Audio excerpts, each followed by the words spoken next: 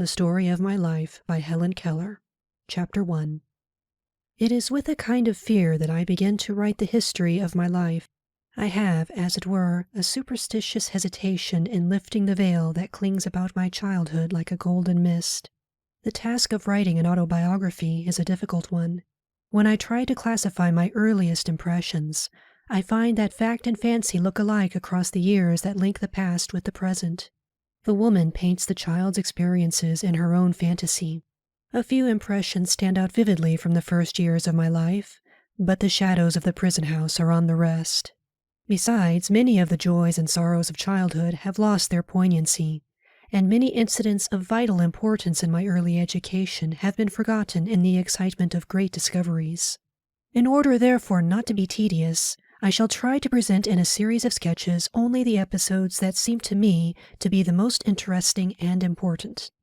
I was born on June 27, 1880, in Tuscumbia, a little town of northern Alabama. The family on my father's side is descended from Caspar Keller, a native of Switzerland who settled in Maryland. One of my Swiss ancestors was the first teacher of the deaf in Zurich and wrote a book on the subject of their education. Rather a singular coincidence, though it is true that there is no king who has not had a slave among his ancestors, and no slave who has not had a king among his. My grandfather, Caspar Keller's son, entered large tracts of land in Alabama and finally settled there. I have been told that once a year he went from Tuscumbia to Philadelphia on horseback to purchase supplies for the plantation, and my aunt has in her possession many of the letters to his family, which give charming and vivid accounts of these trips. My grandmother Keller was a daughter of one of Lafayette's aides, Alexander Moore, and granddaughter of Alexander Spotswood, an early colonial governor of Virginia.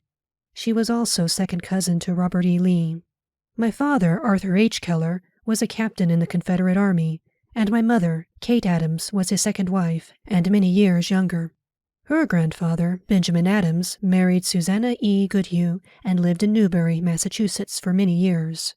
Their son, Charles Adams, was born in Newburyport, Massachusetts, and moved to Helena, Arkansas. When the Civil War broke out, he fought on the side of the South and became a brigadier general.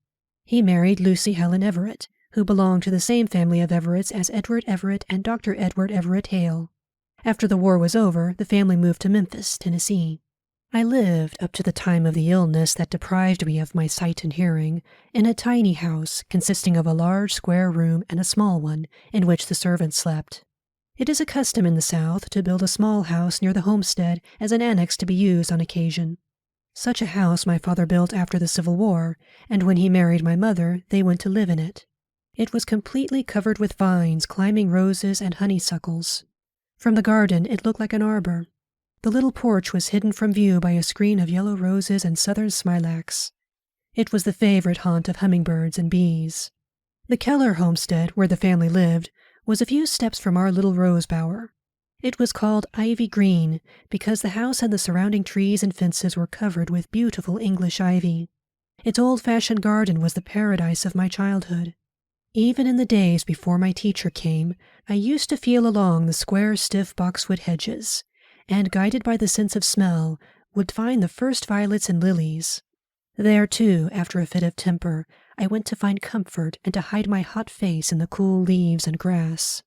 What joy it was to lose myself in that garden of flowers, to wander happily from spot to spot, until, coming suddenly upon a beautiful vine, I recognized it by its leaves and blossoms, and knew it was the vine which covered the tumble-down summer house at the farther end of the garden. Here also were trailing clematis, drooping jessamine, and some rare sweet flowers called butterfly lilies, because their fragile petals resembled butterflies' wings. But the roses, they were loveliest of all. Never have I found in the greenhouses of the North such heart-satisfying roses as the climbing roses of my southern home. They used to hang in long festoons from our porch, filling the whole air with their fragrance, untainted by any earthy smell. And in the early morning, washed in the dew, they felt so soft, so pure, I could not help wondering if they did not resemble the asphodels of God's garden. The beginning of my life was simple and much like every other little life. I came, I saw, I conquered, as the first baby in the family always does. There was a usual amount of discussion as to a name for me. The first baby in the family was not to be lightly named. Everyone was emphatic about that.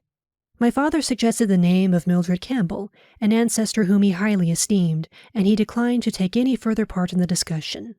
My mother solved the problem by giving it as her wish that I should be called after her mother, whose maiden name was Helen Everett.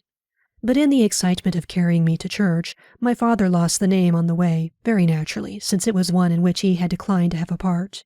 When the minister asked him for it, he just remembered that it had been decided to call me after my grandmother, and he gave her name as Helen Adams. I am told that while I was still in long dresses, I showed many signs of an eager, self-asserting disposition. Everything that I saw other people do, I insisted upon imitating. At 6 months, I could pipe out, "Howdy," and one day I attracted everyone's attention by saying "tea, tea, tea" quite plainly. Even after my illness, I remembered one of the words I had learned in these early months. It was the word water, and I continued to make some sound for that word after all other speech was lost. I ceased making the sound wah-wah only when I learned to spell the word. They tell me I walked the day I was a year old. My mother had just taken me out of the bathtub and was holding me in her lap when I was suddenly attracted by the flickering shadows of leaves that danced in the sunlight on the smooth floor. I slipped from my mother's lap and almost ran toward them. The impulse gone, I fell down and cried for her to take me up in her arms. These happy days did not last long.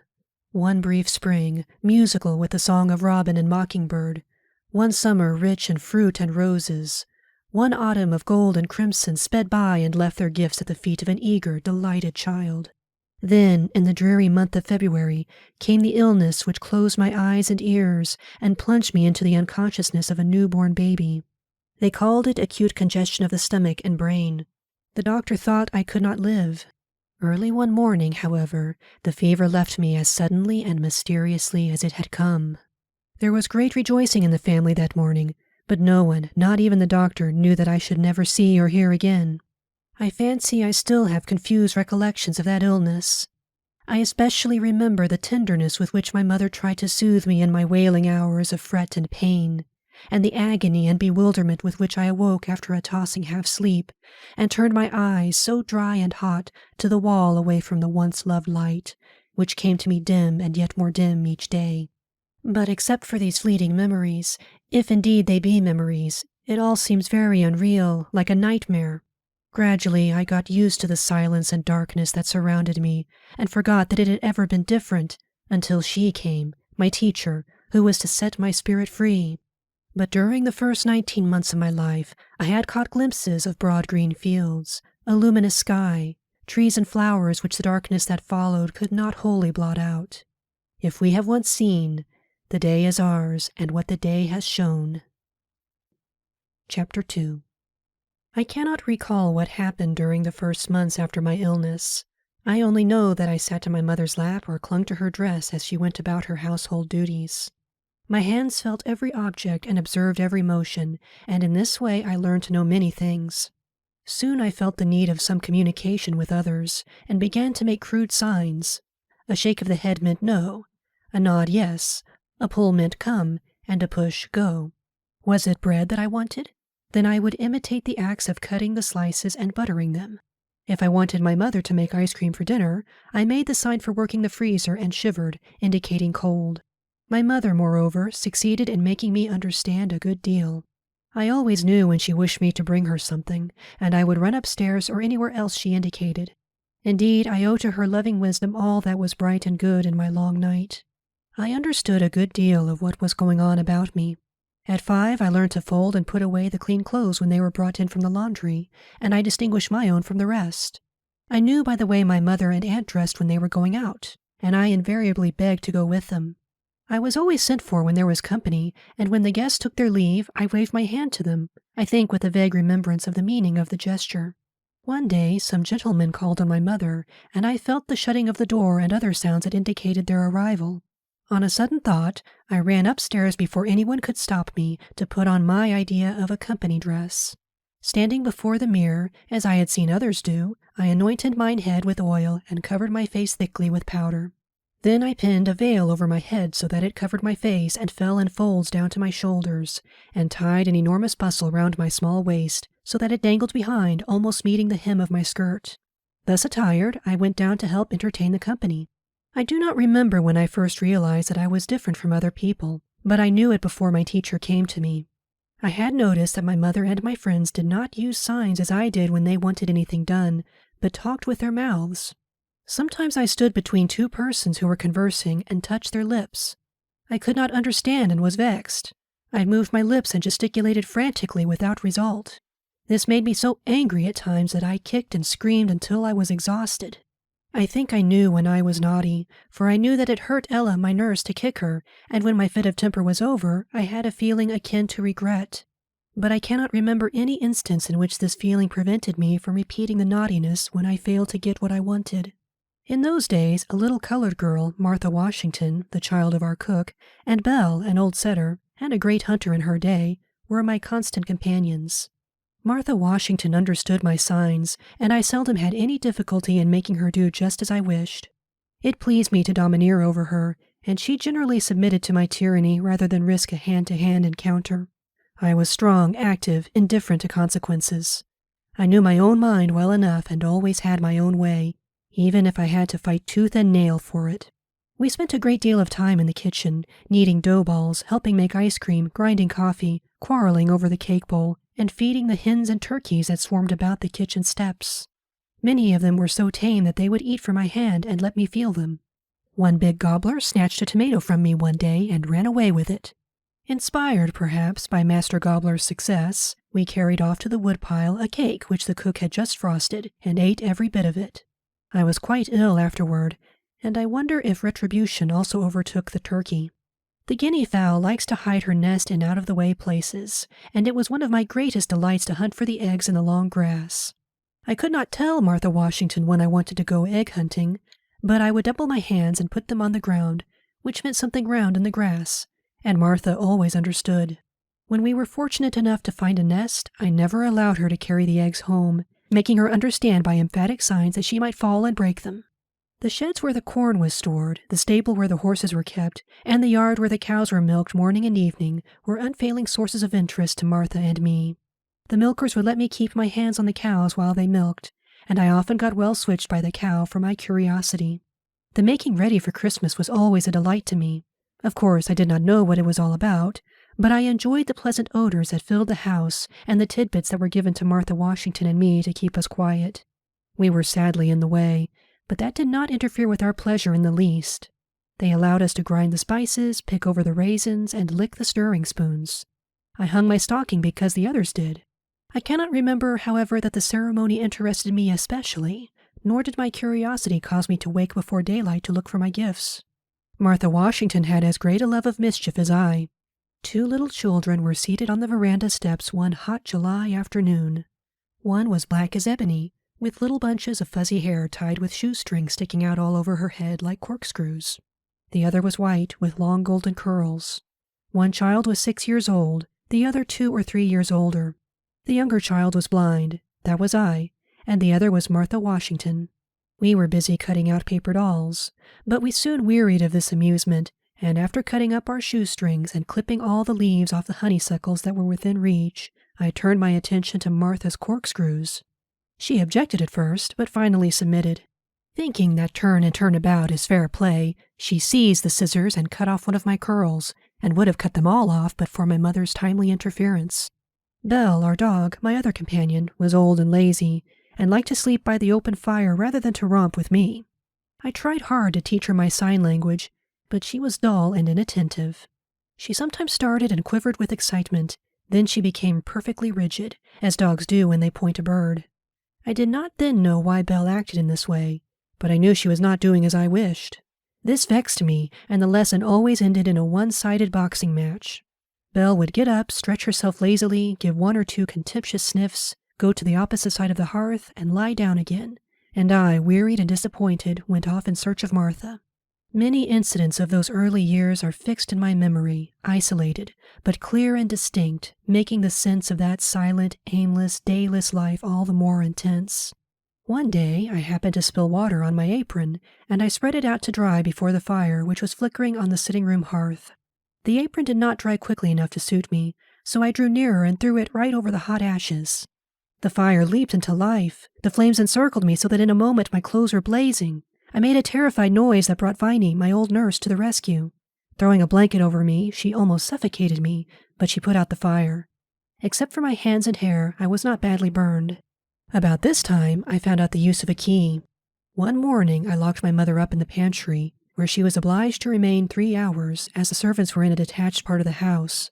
She kept pounding on the door while I sat outside on the porch steps and laughed with glee as I felt the jar of the pounding. This most naughty prank of mine convinced my parents that I must be taught as soon as possible. After my teacher, Miss Sullivan, came to me, I sought an early opportunity to lock her in her room. I went upstairs with something which my mother made me understand I was to give to Miss Sullivan, but no sooner had I given it to her than I slammed the door to, locked it, and hid the key under the wardrobe in the hall. I could not be induced to tell where the key was. My father was obliged to get a ladder and take Miss Sullivan out through the window, much to my delight. Months after, I produced the key. When I was about 5 years old, we moved from the little vine-covered house to a large new one. The family consisted of my father and mother, 2 older half-brothers, and afterward a little sister, Mildred. My earliest distinct recollection of my father is making my way through great drifts of newspaper to his side and finding him alone, holding a sheet of paper before his face. I was greatly puzzled to know what he was doing. I imitated this action, even wearing his spectacles, thinking they might help solve the mystery. But I did not find out the secret for several years. Then I learned what those papers were, and that my father edited one of them. My father was most loving and indulgent, devoted to his home, seldom leaving us except in the hunting season. He was a great hunter, I have been told, and a celebrated shot. Next to his family, he loved his dogs and gun. His hospitality was great, almost to a fault, and he seldom came home without bringing a guest. His special pride was the big garden where, it was said, he raised the finest watermelons and strawberries in the county. And to me he brought the first ripe grapes and the choicest berries. I remember his caressing touch as he led me from tree to tree, from vine to vine, and his eager delight in whatever pleased me. He was a famous storyteller. After I had acquired language, he used to spell clumsily into my hand his cleverest anecdotes, and nothing pleased him more than to have me repeat them at an opportune moment. I was in the north enjoying the last beautiful days of the summer of 1896, when I heard the news of my father's death. He had had a short illness. There had been a brief time of acute suffering. Then all was over. This was my first great sorrow, my first personal experience with death. How shall I write of my mother? She is so near to me that it almost seems indelicate to speak of her. For a long time I regarded my little sister as an intruder. I knew that I had ceased to be my mother's only darling, and the thought filled me with jealousy. She sat in my mother's lap constantly where I used to sit, and seemed to take up all her care and time. One day something happened which seemed to me to be adding insult to injury. At that time I had a much-petted, much-abused doll, which I afterward named Nancy.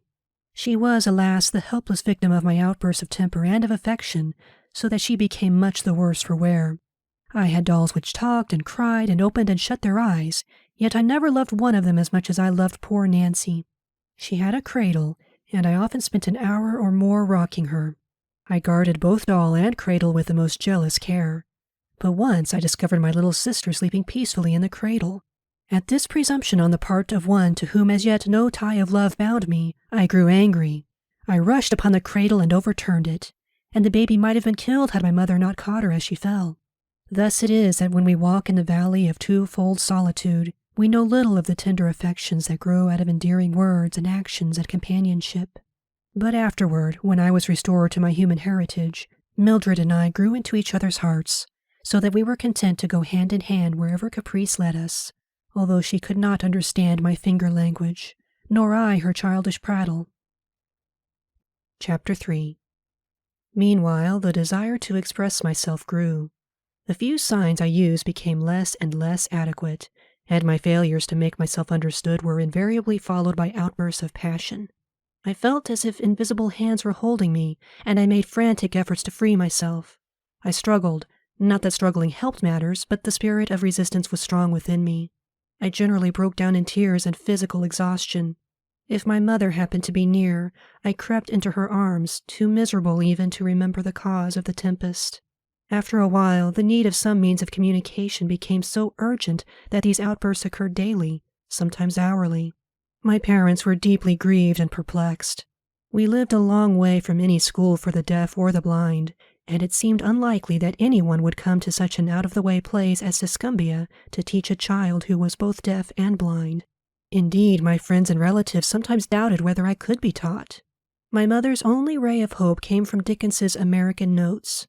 She had read his account of Laura Bridgman and remembered vaguely that she was deaf and blind, yet had been educated.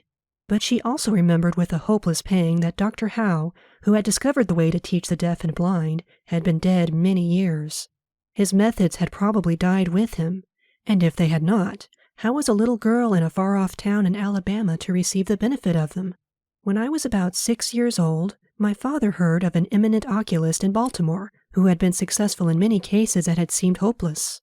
My parents at once determined to take me to Baltimore to see if anything could be done for my eyes. The journey, which I remember well, was very pleasant. I made friends with many people on the train. One lady gave me a box of shells. My father made holes in these so that I could string them, and for a long time they kept me happy and contented. The conductor, too, was kind. Often when he went his rounds, I clung to his coat-tails while he collected and punched the tickets. His punch, with which he let me play, was a delightful toy. Curled up in a corner of the seat, I amused myself for hours making funny little holes in bits of cardboard. My aunt made me a big doll out of towels. It was the most comical, shapeless thing, this improvised doll, with no nose, mouth, ears, or eyes, nothing that even the imagination of a child could convert into a face. Curiously enough, the absence of eyes struck me more than all the other defects put together. I pointed this out to everybody with provoking persistency, but no one seemed equal to the task of providing the doll with eyes. A bright idea, however, shot into my mind, and the problem was solved. I tumbled off the seat and searched under it until I found my aunt's cape, which was trimmed with large beads. I pulled 2 beads off and indicated to her that I wanted her to sew them on my doll. She raised my hand to her eyes in a questioning way, and I nodded energetically. The beads were sewed in the right place, and I could not contain myself for joy. But immediately I lost all interest in the doll. During the whole trip I did not have one fit of temper. There were so many things to keep my mind and fingers busy. When we arrived in Baltimore, Dr. Chisholm received us kindly, but he could do nothing.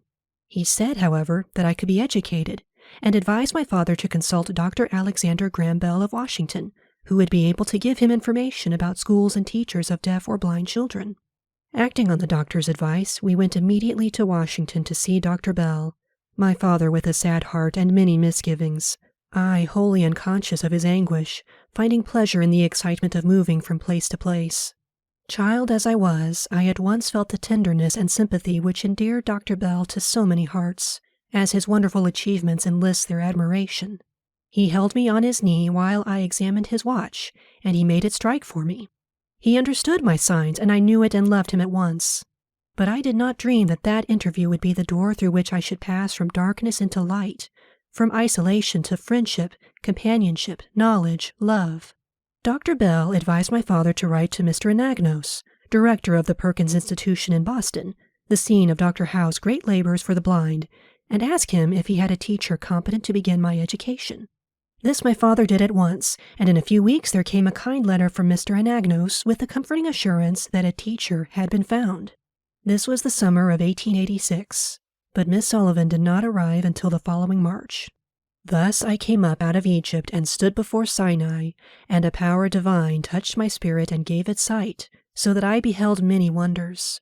And from the sacred mountain I heard a voice which said, "Knowledge is love and light and vision." Chapter 4. The most important day I remember in all my life is the one on which my teacher, Anne Mansfield Sullivan, came to me. I am filled with wonder when I consider the immeasurable contrast between the two lives which it connects. It was the 3rd of March, 1887, 3 months before I was 7 years old. On the afternoon of that eventful day, I stood on the porch, dumb, expectant. I guessed vaguely from my mother's signs and from the hurrying to and fro in the house that something unusual was about to happen, so I went to the door and waited on the steps. The afternoon sun penetrated the mass of honeysuckle that covered the porch and fell on my upturned face. My fingers lingered almost unconsciously on the familiar leaves and blossoms which had just come forth to greet the sweet southern spring. I did not know what the future held of marvel or surprise for me. Anger and bitterness had preyed upon me continually for weeks, and a deep languor had succeeded this passionate struggle. Have you ever been at sea in a dense fog when it seemed as if a tangible white darkness shut you in, and the great ship, tense and anxious, groped her way toward the shore with a plummet and sounding line, and you waited with beating heart for something to happen? I was like that ship before my education began, only I was without compass or sounding line, and had no way of knowing how near the harbor was. "Light, give me light," was the wordless cry of my soul, and the light of love shone on me in that very hour. I felt approaching footsteps. I stretched out my hand as I supposed to my mother. Someone took it, and I was caught up and held close in the arms of her who had come to reveal all things to me, and more than all things else, to love me. The morning after my teacher came, she led me into her room and gave me a doll. The little blind children at the Perkins Institution had sent it, and Laura Bridgman had dressed it, but I did not know this until afterward.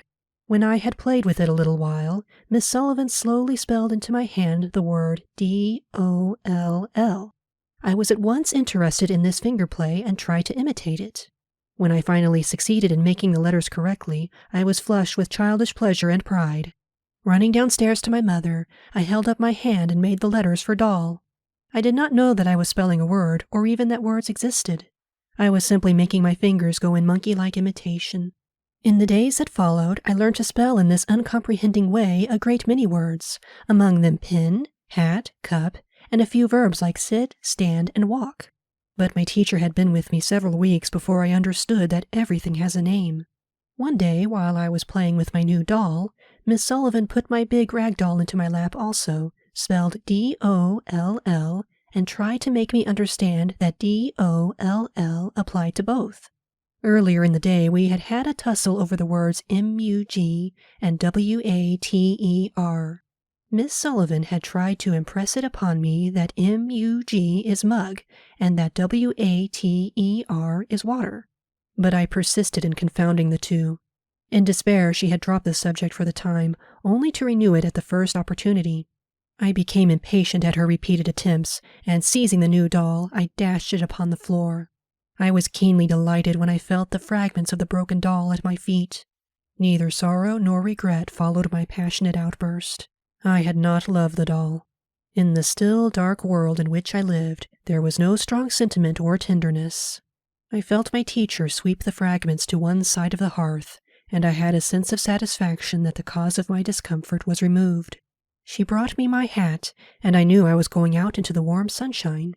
This thought, if a wordless sensation may be called a thought, made me hop and skip with pleasure.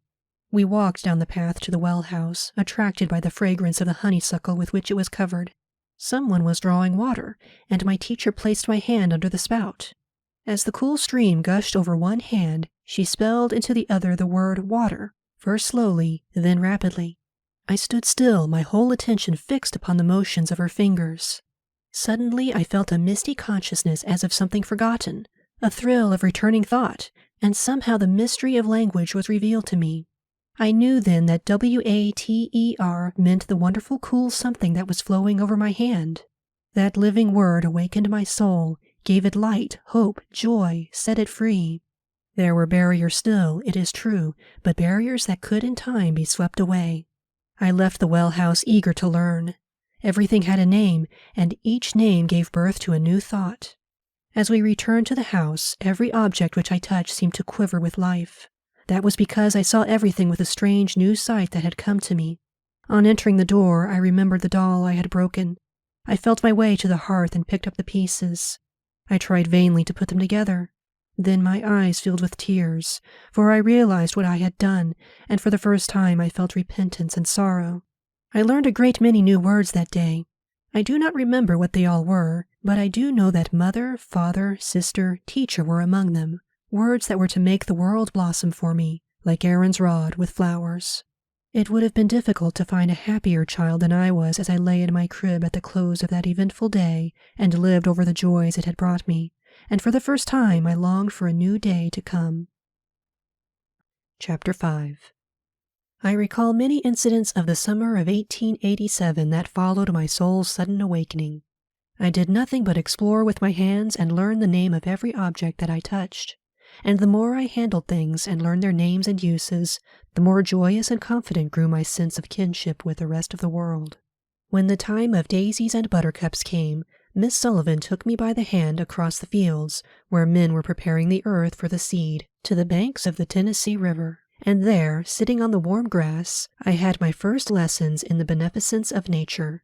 I learned how the sun and the rain make to grow out of the ground every tree that is pleasant to the sight and good for food, how birds build their nests and live and thrive from land to land, how the squirrel, the deer, the lion, and every other creature finds food and shelter. As my knowledge of things grew, I felt more and more the delight of the world I was in. Long before I learned to do a sum in arithmetic or describe the shape of the earth, Miss Sullivan had taught me to find beauty in the fragrant woods, in every blade of grass, and in the curves and dimples of my baby sister's hand.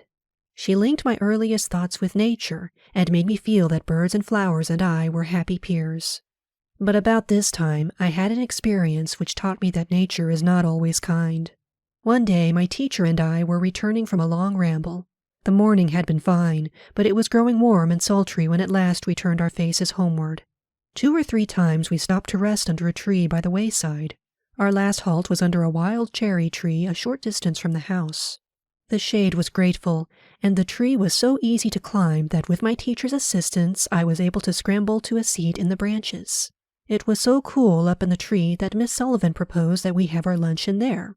I promised to keep still while she went to the house to fetch it. Suddenly, a change passed over the tree. All the sun's warmth left the air. I knew the sky was black because all the heat, which meant light to me, had died out of the atmosphere. A strange odor came up from the earth. I knew it. It was the odor that always precedes a thunderstorm, and a nameless fear clutched at my heart. I felt absolutely alone, cut off from my friends and the firm earth. The immense, the unknown enfolded me. I remained still and expectant. A chilling terror crept over me. I longed for my teacher's return, but above all things I wanted to get down from that tree. There was a moment of sinister silence, then a multitudinous stirring of the leaves. A shiver ran through the tree, and the wind sent forth a blast that would have knocked me off had I not clung to the branch with might and main. The tree swayed and strained. The small twigs snapped and fell about me in showers. A wild impulse to jump seized me, but terror held me fast. I crouched down in the fork of the tree. The branches lashed about me. I felt the intermittent jarring that came now and then, as if something heavy had fallen and the shock had traveled up till it reached the limb I sat on. It worked my suspense up to the highest point, and just as I was thinking the tree and I should fall together, my teacher seized my hand and helped me down. I clung to her, trembling with joy to feel the earth under my feet once more. I had learned a new lesson, that nature wages open war against her children, and under softest touch hides treacherous claws. After this experience, it was a long time before I climbed another tree. The mere thought filled me with terror. It was the sweet allurement of the mimosa tree in full bloom that finally overcame my fears. One beautiful spring morning, when I was alone in the summer house reading, I became aware of a wonderful subtle fragrance in the air. I started up and instinctively stretched out my hands. It seemed as if the spirit of spring had passed through the summer house. "What is it?" I asked, and the next minute I recognized the odor of the mimosa blossoms. I felt my way to the end of the garden, knowing that the mimosa tree was near the fence, at the turn of the path. Yes, there it was, all quivering in the warm sunshine, its blossom-laden branches almost touching the long grass. Was there ever anything so exquisitely beautiful in the world before? Its delicate blossoms shrank from the slightest earthly touch. It seemed as if a tree of paradise had been transplanted to earth. I made my way through a shower of petals to the great trunk, and for 1 minute stood irresolute. Then, putting my foot on the broad space between the forked branches, I pulled myself up into the tree. I had some difficulty in holding on, for the branches were very large and the bark hurt my hands. But I had a delicious sense that I was doing something unusual and wonderful, so I kept on climbing higher and higher, until I reached a little seat which somebody had built there so long ago that it had grown part of the tree itself. I sat there for a long, long time, feeling like a fairy on a rosy cloud. After that, I spent many happy hours in my tree of paradise, thinking fair thoughts and dreaming bright dreams. Chapter 6. I had now the key to all language, and I was eager to learn to use it. Children who hear acquire language without any particular effort. The words that fall from others' lips they catch on the wing, as it were, delightedly, while the little deaf child must trap them by a slow and often painful process. But whatever the process, the result is wonderful. Gradually, from naming an object, we advance step by step until we have traversed the vast distance between our first stammered syllable and the sweep of thought in a line of Shakespeare. At first, when my teacher told me about a new thing, I asked very few questions. My ideas were vague, and my vocabulary was inadequate. But as my knowledge of things grew, and I learned more and more words, my field of inquiry broadened, and I would return again and again to the same subject, eager for more information. Sometimes a new word revived an image that some earlier experience had engraved on my brain. I remember the morning that I first asked the meaning of the word love. This was before I knew many words. I had found a few early violets in the garden and brought them to my teacher. She tried to kiss me, but at that time I did not like to have anyone kiss me except my mother. Miss Sullivan put her arm gently round me and spelled into my hand, "I love Helen." "What is love?" I asked. She drew me closer to her and said, "It is here," pointing to my heart, whose beats I was conscious of for the first time. Her words puzzled me very much, because I did not then understand anything unless I touched it. I smelt the violets in her hand and asked, half in words, half in signs, a question which meant, "Is love the sweetness of flowers?" "No," said my teacher. Again I thought. The warm sun was shining on us. "Is this not love?" I asked, pointing in the direction from which the heat came. "Is this not love?" It seemed to me that there could be nothing more beautiful than the sun, whose warmth makes all things grow. But Miss Sullivan shook her head, and I was greatly puzzled and disappointed. I thought it strange that my teacher could not show me love. A day or two afterward, I was stringing beads of different sizes in symmetrical groups, 2 large beads, 3 small ones, and so on. I had made many mistakes, and Miss Sullivan had pointed them out again and again with gentle patience. Finally, I noticed a very obvious error in the sequence, and for an instant I concentrated my attention on the lesson and tried to think how I should have arranged the beads. Miss Sullivan touched my forehead and spelled with decided emphasis, "Think." In a flash, I knew that the word was the name of the process that was going on in my head. This was my first conscious perception of an abstract idea. For a long time I was still. I was not thinking of the beads in my lap, but trying to find a meaning for love in the light of this new idea. The sun had been under a cloud all day, and there had been brief showers. But suddenly the sun broke forth in all its southern splendor. Again I asked my teacher, "Is this not love?" "Love is something like the clouds that were in the sky before the sun came out," she replied.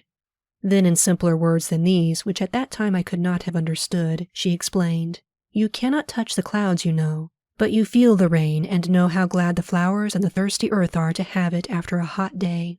You cannot touch love either, but you feel the sweetness that it pours into everything. Without love, you would not be happy or want to play." The beautiful truth burst upon my mind. I felt that there were invisible lines stretched between my spirit and the spirits of others. From the beginning of my education, Miss Sullivan made it a practice to speak to me as she would speak to any hearing child. The only difference was that she spelled the sentences into my hand instead of speaking them. If I did not know the words and idioms necessary to express my thoughts, she supplied them, even suggesting conversation when I was unable to keep up my end of the dialogue. This process was continued for several years, for the deaf child does not learn in a month or even in 2 or 3 years the numberless idioms and expressions used in the simplest daily intercourse. The little hearing child learns these from constant repetition and imitation. The conversation he hears in his home stimulates his mind and suggests topics and calls forth the spontaneous expression of his own thoughts. This natural exchange of ideas is denied to the deaf child. My teacher, realizing this, determined to supply the kinds of stimulus I lacked. This she did by repeating to me as far as possible, verbatim, what she heard, and by showing me how I could take part in the conversation. But it was a long time before I ventured to take the initiative, and still longer before I could find something appropriate to say at the right time. The deaf and the blind find it very difficult to acquire the amenities of conversation. How much more this difficulty must be augmented in the case of those who are both deaf and blind. They cannot distinguish the tone of the voice, or, without assistance, go up and down the gamut of tones that give significance to words. Nor can they watch the expression of the speaker's face, and a look is often the very soul of what one says. Chapter 7. The next important step in my education was learning to read. As soon as I could spell a few words, my teacher gave me slips of cardboard on which were printed words in raised letters. I quickly learned that each printed word stood for an object, an act, or a quality. I had a frame in which I could arrange the words in little sentences, but before I ever put sentences in the frame, I used to make them in objects. I found the slips of paper which represented, for example, doll, is, on, bed, and placed each name on its object. Then I put my doll on the bed with the words is, on, bed arranged beside the doll, thus making a sentence of the words, and at the same time carrying out the idea of the sentence with the things themselves. One day, Miss Sullivan tells me, I pinned the word girl on my pinafore and stood in the wardrobe. On the shelf I arranged the words is, in, wardrobe. Nothing delighted me so much as this game. My teacher and I played it for hours at a time. Often everything in the room was arranged in object sentences. From the printed slip it was but a step to the printed book. I took my reader for beginners and hunted for the words I knew. When I found them, my joy was like that of a game of hide and seek. Thus I began to read.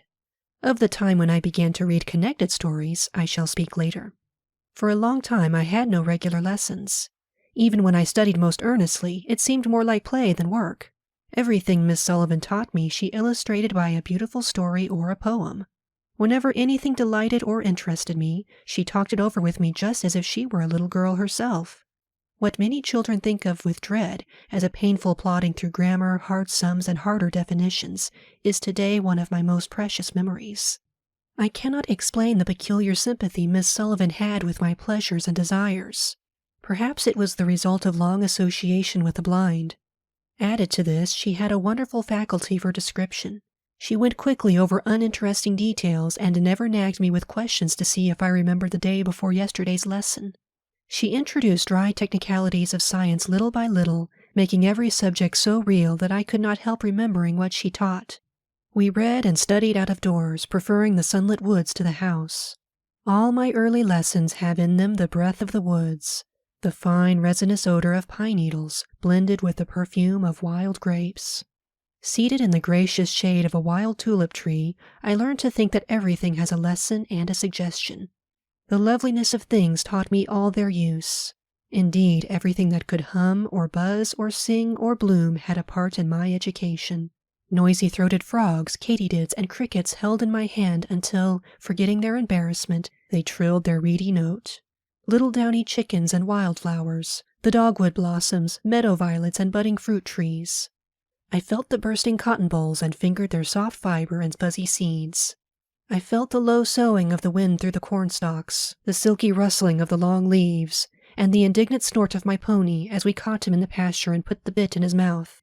Ah me, how well I remember the spicy, clovery smell of his breath. Sometimes I rose at dawn and stole into the garden while the heavy dew lay on the grass and flowers. Few know what joy it is to feel the roses pressing softly into the hand, or the beautiful motion of the lilies as they sway in the morning breeze.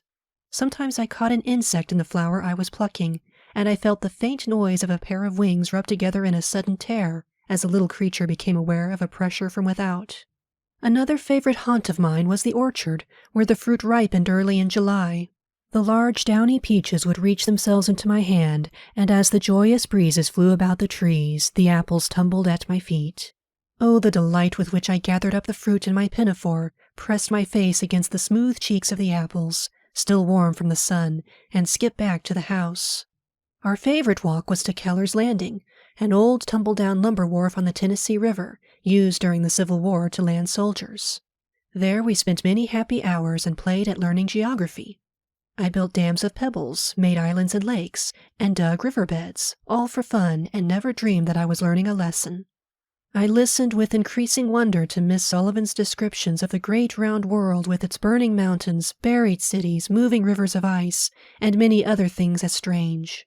She made raised maps in clay so that I could feel the mountain ridges and valleys, and follow with my fingers the devious course of the rivers. I liked this, too, but the division of the earth into zones and poles confused and teased my mind. The illustrative strings and the orange stick representing the poles seem so real that even to this day, the mere mention of temperate zones suggests a series of twined circles. and I believe that if anyone should set about it, he could convince me that white bears actually climb the North Pole. Arithmetic seems to have been the only study I did not like. From the first, I was not interested in the science of numbers.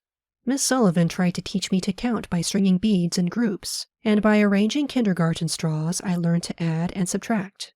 I never had patience to arrange more than 5 or 6 groups at a time. When I had accomplished this, my conscience was at rest for the day, and I went out quickly to find my playmates. In this same leisurely manner, I studied zoology and botany. Once a gentleman, whose name I have forgotten, sent me a collection of fossils, tiny mollusk shells beautifully marked, and bits of sandstone with the print of birds' claws, and a lovely fern in bas-relief. These were the keys which unlocked the treasures of the antediluvian world for me. With trembling fingers I listened to Miss Sullivan's descriptions of the terrible beasts with uncouth, unpronounceable names which once went tramping through the primeval forests, tearing down the branches of gigantic trees for food, and died in the dismal swamps of an unknown age. For a long time these strange creatures haunted my dreams, and this gloomy period formed a somber background to the joyous now, filled with sunshine and roses and echoing with the gentle beat of my pony's hoof. Another time a beautiful shell was given me, and with a child's surprise and delight I learned how a tiny mollusk had built the lustrous coil for his dwelling place, and how on still nights, when there is no breeze stirring the waves, the Nautilus sails on the blue waters of the Indian Ocean in his ship of pearl. After I had learned a great many interesting things about the life and habits of the children of the sea, how in the midst of dashing waves the little polyps build the beautiful coral isles of the Pacific, and the foraminifera have made the chalk hills of many a land, my teacher read me the chambered nautilus, and showed me that the shell-building process of the mollusk is symbolical of the development of the mind. Just as the wonder-working mantle of the nautilus changes the material it absorbs from the water and makes it a part of itself, so the bits of knowledge one gathers undergo a similar change and become pearls of thought. Again, it was the growth of a plant that furnished the text for a lesson. We bought a lily and set it in a sunny window. Very soon the green pointed buds showed signs of opening. The slender finger-like leaves on the outside opened slowly, reluctant, I thought, to reveal the loveliness they hid. Once having made a start, however, the opening process went on rapidly, but in order and systematically. There was always one bud larger and more beautiful than the rest, which pushed her outer covering back with more pomp, as if the beauty in soft silky robes knew that she was the lily queen by right divine, while her more timid sisters doffed their green hoods shyly, until the whole plant was one nodding bough of loveliness and fragrance. Once there were 11 tadpoles in a glass globe set in a window full of plants. I remember the eagerness with which I made discoveries about them. It was great fun to plunge my hand into the bowl and feel the tadpoles frisk about, and to let them slip and slide between my fingers. One day, a more ambitious fellow leaped beyond the edge of the bowl and fell on the floor, where I found him to all appearance more dead than alive. The only sign of life was a slight wriggling of his tail. But no sooner had he returned to his element than he darted to the bottom, swimming round and round in joyous activity. He had made his leap, he had seen the great world, and was content to stay in his pretty glass house under the big fuchsia tree until he attained the dignity of froghood. Then he went to live in the leafy pool at the end of the garden, where he made the summer nights musical with his quaint love song. Thus I learned from life itself. At the beginning I was only a little mass of possibilities. It was my teacher who unfolded and developed them. When she came, everything about me breathed of love and joy and was full of meaning. She has never since let pass an opportunity to point out the beauty that is in everything, nor has she ceased trying in thought and action and example to make my life sweet and useful. It was my teacher's genius, her quick sympathy, her loving tact which made the first years of my education so beautiful. It was because she seized the right moment to impart knowledge that made it so pleasant and acceptable to me. She realized that a child's mind is like a shallow brook which ripples and dances merrily over the stony course of its education, and reflects here a flower, there a bush, yonder a fleecy cloud, and she attempted to guide my mind on its way, knowing that like a brook it should be fed by mountain streams and hidden springs, until it broadened out into a deep river, capable of reflecting in its placid surface billowy hills, the luminous shadows of trees and the blue heavens, as well as the sweet face of a little flower. Any teacher can take a child to the classroom, but not every teacher can make him learn. He will not work joyously unless he feels that liberty is his, whether he is busy or at rest. He must feel the flush of victory and the heart-sinking of disappointment before he takes with a will the task distasteful to him and resolves to dance his way bravely through a dull routine of textbooks. My teacher is so near to me that I scarcely think of myself apart from her. How much of my delight in all beautiful things is innate, and how much is due to her influence, I can never tell. I feel that her being is inseparable from my own, and that the footsteps of my life are in hers. All the best of me belongs to her. There is not a talent, or an aspiration, or a joy in me that has not been awakened by her loving touch. Chapter 8. The first Christmas after Miss Sullivan came to Tuscumbia was a great event. Everyone in the family prepared surprises for me, but what pleased me most, Miss Sullivan and I prepared surprises for everybody else. The mystery that surrounded the gifts was my greatest delight and amusement. My friends did all they could to excite my curiosity by hints and half-spelled sentences which they pretended to break off in the nick of time. Miss Sullivan and I kept up a game of guessing which taught me more about the use of language than any set of lessons could have done. Every evening, seated round a glowing wood fire, we played our guessing game, which grew more and more exciting as Christmas approached. On Christmas Eve, the Tuscumbia schoolchildren had their tree, to which they invited me. In the center of the schoolroom stood a beautiful tree, ablaze and shimmering in the soft light, its branches loaded with strange, wonderful fruit. It was a moment of supreme happiness. I danced and capered round the tree in an ecstasy. When I learned that there was a gift for each child, I was delighted, and the kind people who had prepared the tree permitted me to hand the presents to the children. In the pleasure of doing this, I did not stop to look at my own gifts, but when I was ready for them, my impatience for the real Christmas to begin almost got beyond control. I knew the gifts I already had were not those of which friends had thrown out such tantalizing hints, and my teachers said the presents I was to have would be even nicer than these. I was persuaded, however, to content myself with the gifts from the tree and leave the others until morning. That night, after I had hung my stocking, I lay awake a long time, pretending to be asleep and keeping alert to see what Santa Claus would do when he came. At last I fell asleep with a new doll and a white bear in my arms. Next morning it was I who waked the whole family with my first "Merry Christmas." I found surprises, not in the stocking only, but on the table, on all the chairs, at the door, on the very window-sill. Indeed, I could hardly walk without stumbling on a bit of Christmas wrapped up in tissue paper. But when my teacher presented me with a canary, my cup of happiness overflowed. Little Tim was so tame that he would hop on my finger and eat candied cherries out of my hand. Miss Sullivan taught me to take all the care of my new pet. Every morning after breakfast I prepared his bath, made his cage clean and sweet, filled his cups with fresh seed and water from the well house, and hung a spray of chickweed in his swing. One morning I left the cage on the window seat while I went to fetch water for his bath. When I returned, I felt a big cat brush past me as I opened the door. At first I did not realize what had happened, but when I put my hand in the cage and Tim's pretty wings did not meet my touch, or his small pointed claws take hold of my finger, I knew that I should never see my sweet little singer again. Chapter 9. The next important event in my life was my visit to Boston in May 1888. As if it were yesterday, I remember the preparations, the departure with my teacher and my mother, the journey, and finally the arrival in Boston. How different this journey was from the one I had made to Baltimore 2 years before. I was no longer a restless, excitable little creature, requiring the attention of everybody on the train to keep me amused. I sat quietly beside Miss Sullivan, taking in with eager interest all that she told me about what she saw out of the car window, the beautiful Tennessee River, the great cotton fields, the hills and woods, and the crowds of laughing Negroes at the stations who waved to the people on the train and brought delicious candy and popcorn balls through the car. On the seat opposite me sat my big rag doll, Nancy, in a new gingham dress and a beruffled sunbonnet, looking at me out of 2 bead eyes. Sometimes, when I was not absorbed in Miss Sullivan's descriptions, I remembered Nancy's existence and took her up in my arms, but I generally calmed my conscience by making myself believe that she was asleep. As I shall not have occasion to refer to Nancy again, I wish to tell here of a sad experience she had soon after our arrival in Boston. She was covered with dirt, the remains of mud pies I had compelled her to eat, although she had never shown any special liking for them.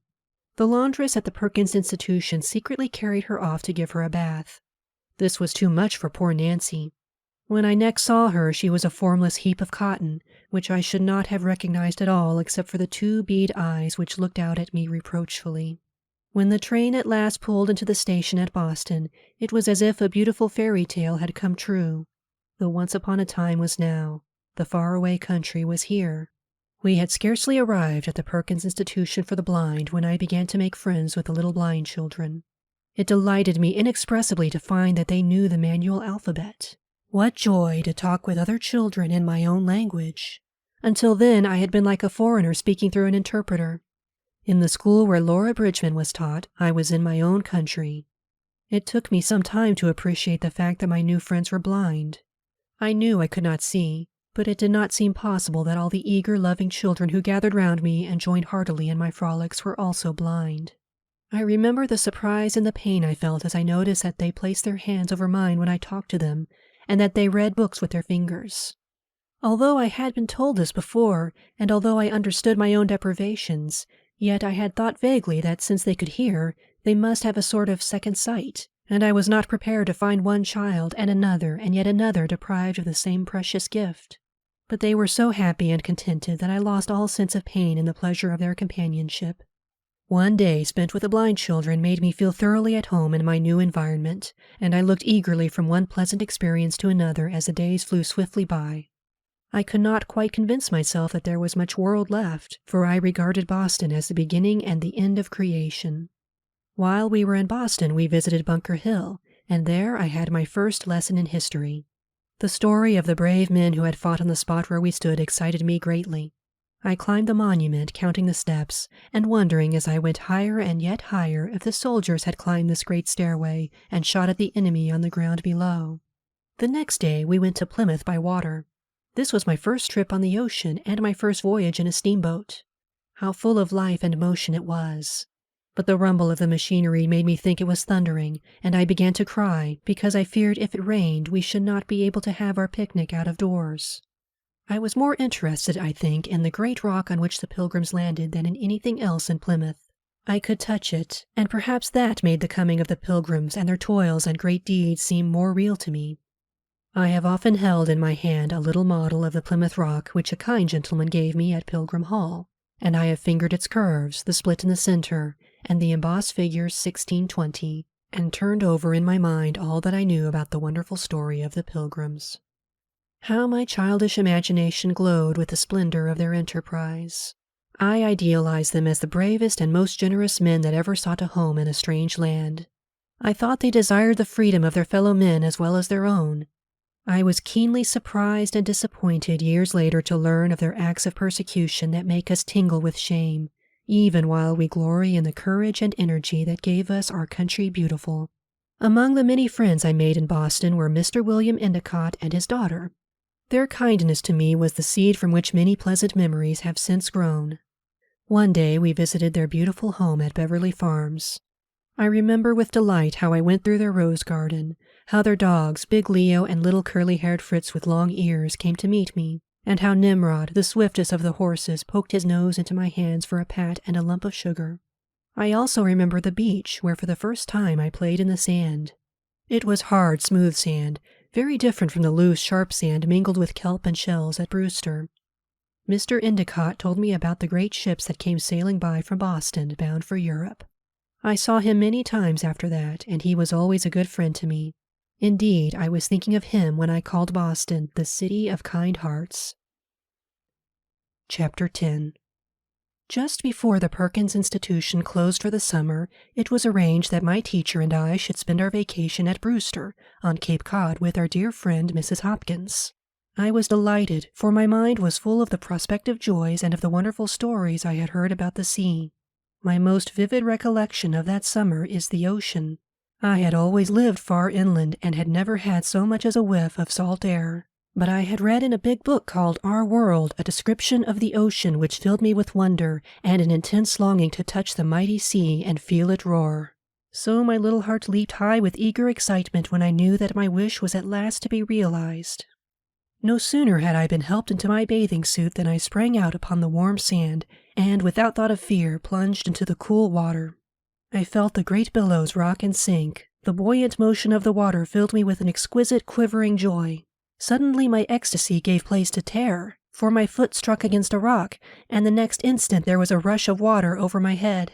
I thrust out my hands to grasp some support. I clutched at the water and at the seaweed which the waves tossed in my face, but all my frantic efforts were in vain.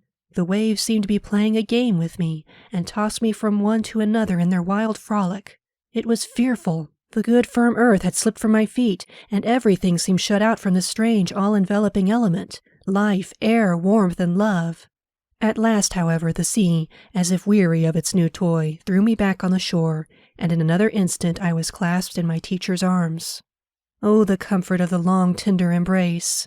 As soon as I had recovered from my panic sufficiently to say anything, I demanded, "Who put salt in the water?" After I had recovered from my first experience in the water, I thought it great fun to sit on a big rock in my bathing suit and feel wave after wave dash against the rock, sending up a shower of spray which quite covered me. I felt the pebbles rattling as the waves threw their ponderous weight against the shore. The whole beach seemed racked by their terrific onset, and the air throbbed with their pulsations. The breakers would swoop back to gather themselves for a mightier leap, and I clung to the rock, tense, fascinated, as I felt the dash and roar of the rushing sea. I could never stay long enough on the shore. The tang of the untainted, fresh and free sea air was like a cool, quieting thought, and the shells and pebbles, and the seaweed with tiny living creatures attached to it never lost their fascination for me. One day Miss Sullivan attracted my attention to a strange object which she had captured basking in the shallow water. It was a great horseshoe crab, the first one I had ever seen. I felt of him and thought it very strange that he should carry his house on his back. It suddenly occurred to me that he might make a delightful pet, so I seized him by the tail with both hands and carried him home.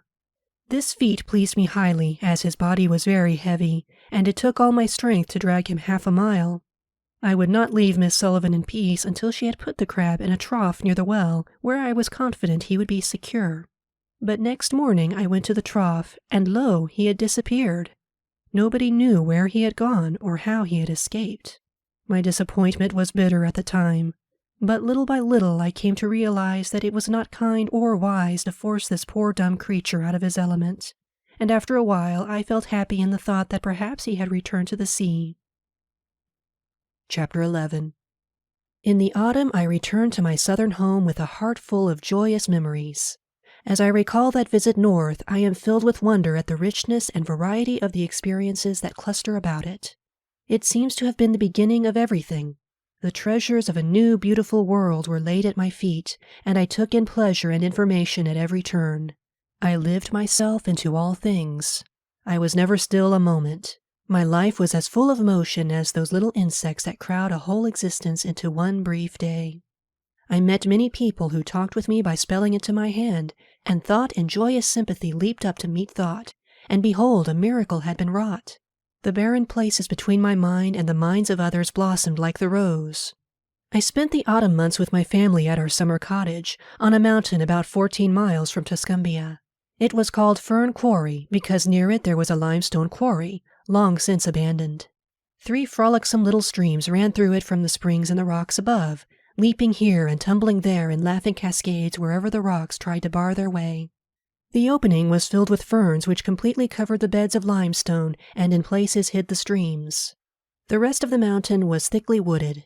Here were great oaks and splendid evergreens with trunks like mossy pillars, from the branches of which hung garlands of ivy and mistletoe, and persimmon trees, the odor of which pervaded every nook and corner of the wood, an elusive, fragrant something that made the heart glad. In places, the wild muscadine and scuppernong vines stretched from tree to tree, making arbors which were always full of butterflies and buzzing insects. It was delightful to lose ourselves in the green hollows of that tangled wood in the late afternoon, and to smell the cool, delicious odors that came up from the earth at the close of day. Our cottage was a sort of rough camp beautifully situated on the top of the mountain among oaks and pines. The small rooms were arranged on each side of a long open hall. Round the house was a wide piazza, where the mountain winds blew, sweet with all wood scents. We lived on the piazza most of the time. There we worked, ate, and played. At the back door there was a great butternut tree, round which the steps had been built, and in front the trees stood so close that I could touch them and feel the wind shake their branches, or the leaves twirl downward in the autumn blast. Many visitors came to Fern Quarry. In the evening, by the campfire, the men played cards and whiled away the hours in talk and sport. They told stories of their wonderful feats with fowl, fish, and quadruped, how many wild ducks and turkeys they had shot, what savage trout they had caught, and how they had bagged the craftiest foxes, outwitted the most clever possums, and overtaken the fleetest deer, until I thought that surely the lion, the tiger, the bear, and the rest of the wild tribe would not be able to stand before these wily hunters. "Tomorrow to the chase," was their good-night shout as the circle of merry friends broke up for the night. The men slept in the hall outside our door, and I could feel the deep breathing of the dogs and the hunters as they lay on their improvised beds. At dawn I was awakened by the smell of coffee, the rattling of guns, and the heavy footsteps of the men as they strode about, promising themselves the greatest luck of the season. I could also feel the stamping of the horses, which they had ridden out from town and hitched under the trees, where they stood all night, neighing loudly, impatient to be off. At last the men mounted, and as they say in the old songs, away went the steeds with bridles ringing and whips cracking and hounds racing ahead, and away went the champion hunters with hark and whoop and wild halloo. Later in the morning we made preparations for a barbecue. A fire was kindled at the bottom of a deep hole in the ground. Big sticks were laid crosswise at the top, and meat was hung from them and turned on spits. Around the fire squatted Negroes, driving away the flies with long branches. The savory odor of the meat made me hungry long before the tables were set. When the bustle and excitement of preparation was at its height, the hunting party made its appearance, struggling in by twos and threes, the men hot and weary, the horses covered with foam, and the jaded hounds panting and dejected, and not a single kill. Every man declared that he had seen at least one deer, and that the animal had come very close. But however hotly the dogs might pursue the game, however well the guns might be aimed, at the snap of the trigger there was not a deer in sight. They had been as fortunate as the little boy who said he came very near seeing a rabbit. He saw his tracks. The party soon forgot its disappointment, however, and we sat down not to venison but to a tamer feast of veal and roast pig. One summer I had my pony at Fern Quarry. I called him Black Beauty, as I had just read the book, and he resembled his namesake in every way, from his glossy black coat to the white star on his forehead. I spent many of my happiest hours on his back. Occasionally, when it was quite safe, my teacher would let go the leading rein, and the pony sauntered on or stopped at his sweet will to eat grass or nibble the leaves of the trees that grew beside the narrow trail. On mornings when I did not care for the ride, my teacher and I would start after breakfast for a ramble in the woods, and allow ourselves to get lost amid the trees and vines, with no road to follow except the paths made by the cows and horses. Frequently we came upon impassable thickets which forced us to take a roundabout way. We always returned to the cottage with armfuls of laurel, goldenrod, ferns, and gorgeous swamp flowers such as grow only in the South. Sometimes I would go with Mildred and my little cousins to gather persimmons. I did not eat them, but I loved their fragrance and enjoyed hunting for them in the leaves and grass. We also went nutting, and I helped them open the chestnut burrs and break the shells of hickory nuts and walnuts, the big, sweet walnuts. At the foot of the mountain there was a railroad, and the children watched the trains whiz by. Sometimes a terrific whistle brought us to the steps, and Mildred told me in great excitement that a cow or a horse had strayed on the track. About a mile distant there was a trestle spanning a deep gorge. It was very difficult to walk over. The ties were wide apart and so narrow that one felt as if one were walking on knives. I had never crossed it until one day Mildred, Miss Sullivan, and I were lost in the woods and wandered for hours without finding a path. Suddenly Mildred pointed with her little hand and exclaimed, "There's the trestle!" We would have taken any way rather than this, but it was late and growing dark, and the trestle was a short cut home. I had to feel for the rails with my toe, but I was not afraid and got on very well until all at once there came a faint puff-puff from the distance. "I see the train!" cried Mildred, and in another minute it would have been upon us had we not climbed down on the cross braces while it rushed over our heads. I felt the hot breath from the engine on my face, and the smoke and ashes almost choked us. As the train rumbled by, the trestle shook and swayed until I thought we should be dashed to the chasm below. With the utmost difficulty we regained the track. Long after dark we reached home and found the cottage empty. The family were all out hunting for us. Chapter 12. After my first visit to Boston, I spent almost every winter in the North. Once I went on a visit to a New England village with its frozen lakes and vast snowfields. It was then that I had opportunities such as had never been mine to enter into the treasures of the snow. I recall my surprise on discovering that a mysterious hand had stripped the trees and bushes, leaving only here and there a wrinkled leaf. The birds had flown, and their empty nests in the bare trees were filled with snow. Winter was on hill and field. The earth seemed benumbed by his icy touch, and the very spirits of the trees had withdrawn to their roots, and there, curled up in the dark, lay fast asleep. All life seemed to have ebbed away, and even when the sun shone the day was shrunk and cold, as if her veins were sapless and old, and she rose up decrepitly for a last dim look at earth and sea. The withered grass and the bushes were transformed into a forest of icicles. Then came a day when the chill air portended a snowstorm. We rushed out of doors to feel the first few tiny flakes descending. Hour by hour the flakes dropped silently, softly from their airy height to the earth, and the country became more and more level. A snowy night closed upon the world, and in the morning one could scarcely recognize a feature of the landscape. All the roads were hidden, not a single landmark was visible, only a waste of snow with trees rising out of it. In the evening a wind from the northeast sprang up, and the flakes rushed hither and thither in a furious melee. Around the great fire we sat and told merry tales, and frolicked and quite forgot that we were in the midst of a desolate solitude, shut in from all communication with the outside world. But during the night the fury of the wind increased to such a degree that it thrilled us with a vague terror. The rafters creaked and strained, and the branches of the trees surrounding the house rattled and beat against the windows as the winds rioted up and down the country. On the third day after the beginning of the storm, the snow ceased. The sun broke through the clouds and shone upon a vast undulating white plain. High mounds, pyramids heaped in fantastic shapes, and impenetrable drifts lay scattered in every direction. Narrow paths were shoveled through the drifts. I put on my cloak and hood and went out. The air stung my cheeks like fire.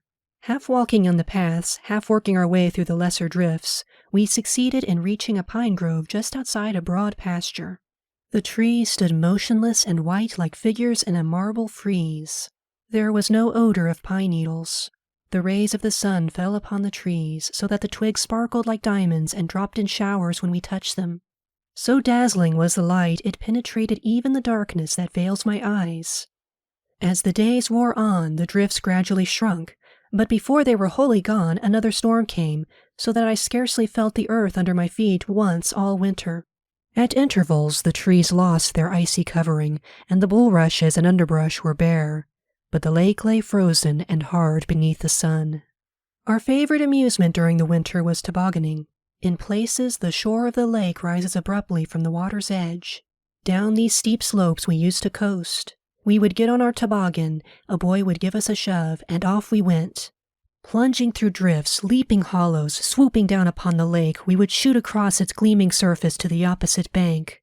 What joy, what exhilarating madness! For one wild, glad moment we snapped the chain that binds us to earth, and joining hands with the winds, we felt ourselves divine. Chapter 13. It was in the spring of 1890 that I learned to speak. The impulse to utter audible sounds had always been strong within me. I used to make noises, keeping one hand on my throat while the other hand felt the movements of my lips. I was pleased with anything that made a noise and liked to feel the cat purr and the dog bark. I also liked to keep my hand on a singer's throat or on a piano when it was being played. Before I lost my sight and hearing, I was fast learning to talk, but after my illness it was found that I had ceased to speak because I could not hear. I used to sit in my mother's lap all day long and keep my hands on her face, because it amused me to feel the motions of her lips. And I moved my lips too, although I had forgotten what talking was.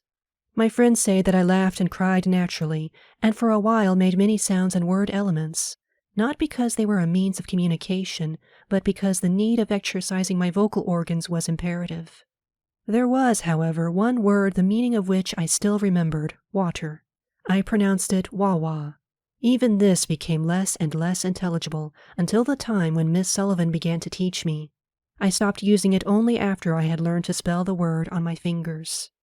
I had known for a long time that the people about me used a method of communication different from mine, and even before I knew that a deaf child could be taught to speak, I was conscious of dissatisfaction with the means of communication I already possessed. One who is entirely dependent upon the manual alphabet has always a sense of restraint, of narrowness. This feeling began to agitate me with a vexing, forward-reaching sense of a lack that should be filled. My thoughts would often rise and beat up like birds against the wind, and I persisted in using my lips and voice. Friends tried to discourage this tendency, fearing lest it would lead to disappointment. But I persisted, and an accident soon occurred which resulted in the breaking down of this great barrier. I heard the story of Ragnhild Kata. In 1890, Mrs. Lamson, who had been one of Laura Bridgman's teachers, and who had just returned from a visit to Norway and Sweden, came to see me, and told me of Ragnhild Kata, a deaf and blind girl in Norway who had actually been taught to speak. Mrs. Lamson had scarcely finished telling me about this girl's success before I was on fire with eagerness. I resolved that I too would learn to speak.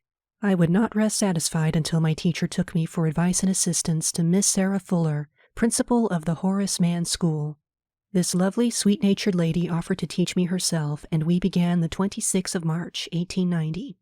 Miss Fuller's method was this. She passed my hand lightly over her face and let me feel the position of her tongue and lips when she made a sound. I was eager to imitate every motion, and in an hour had learned 6 elements of speech. M, P, A, S, T, I. Miss Fuller gave me 11 lessons in all. I shall never forget the surprise and delight I felt when I uttered my first connected sentence, "It is warm." True, they were broken and stammering syllables, but they were human speech. My soul, conscious of new strength, came out of bondage and was reaching through those broken symbols of speech to all knowledge and all faith. No deaf child who has earnestly tried to speak the words which he has never heard, to come out of the prison of silence where no tone of love, no song of bird, no strain of music ever pierces the stillness, can forget the thrill of surprise, the joy of discovery which came over him when he uttered his first word. Only such a one can appreciate the eagerness with which I talked to my toys, to stones, trees, birds, and dumb animals, or the delight I felt when at my call Mildred ran to me, or my dogs obeyed my commands. It is an unspeakable boon to me to be able to speak in winged words that need no interpretation. As I talked, happy thoughts fluttered up out of my words that might perhaps have struggled in vain to escape my fingers. But it must not be supposed that I could really talk in this short time. I had learned only the elements of speech. Miss Fuller and Miss Sullivan could understand me, but most people would not have understood one word in 100. Nor is it true that after I had learned these elements, I did the rest of the work myself. But for Miss Sullivan's genius, untiring perseverance, and devotion, I could not have progressed as far as I have toward natural speech. In the first place, I labored night and day before I could be understood even by my most intimate friends. In the second place, I needed Miss Sullivan's assistance constantly in my efforts to articulate each sound clearly and to combine all sounds in 1,000 ways. Even now, she calls my attention every day to mispronounced words. All teachers of the deaf know what this means, and only they can at all appreciate the peculiar difficulties with which I had to contend. In reading my teacher's lips, I was wholly dependent on my fingers. I had to use the sense of touch in catching the vibrations of the throat, the movements of the mouth, and the expression of the face, and often this sense was at fault. In such cases, I was forced to repeat the words or sentences, sometimes for hours, until I felt the proper ring in my own voice. My work was practice, practice, practice.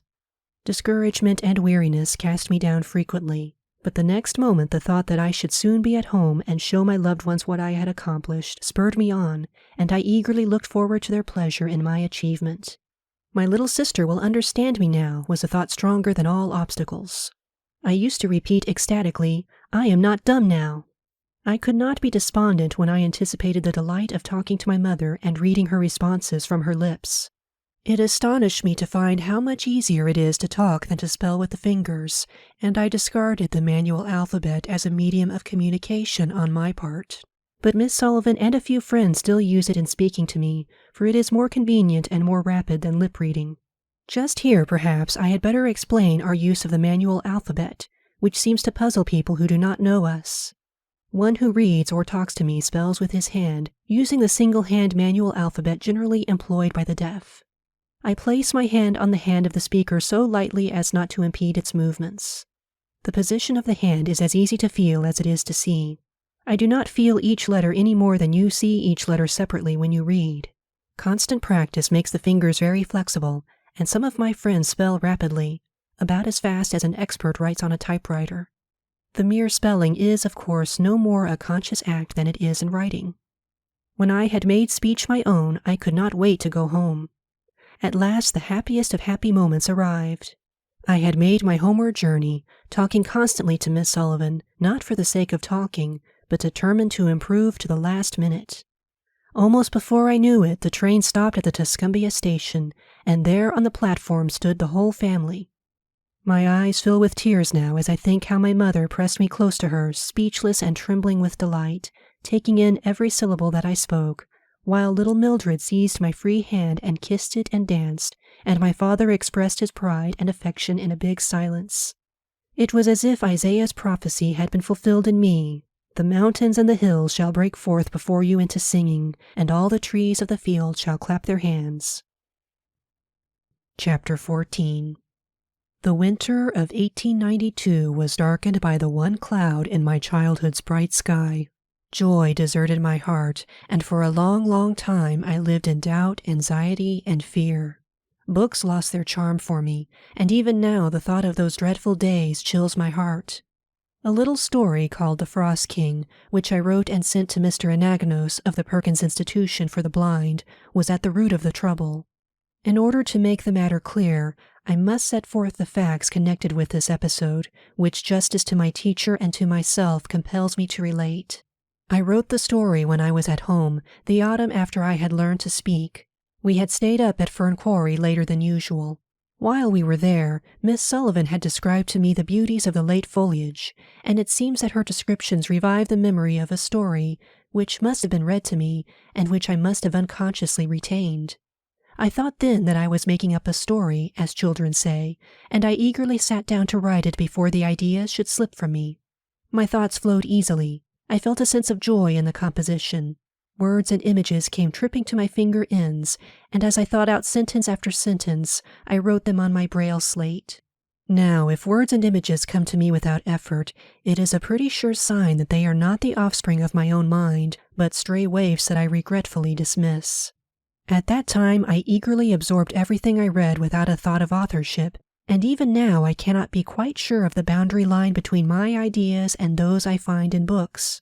I suppose that is because so many of my impressions come to me through the medium of others' eyes and ears.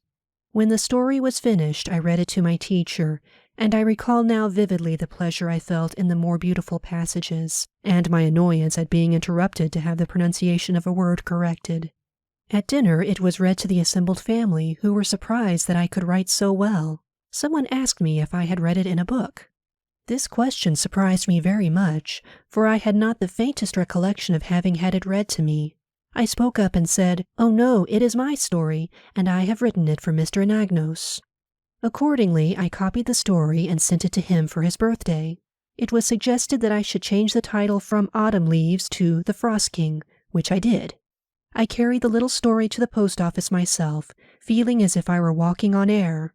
I little dreamed how cruelly I should pay for that birthday gift. Mr. Anagnos was delighted with The Frost King and published it in one of the Perkins Institution reports.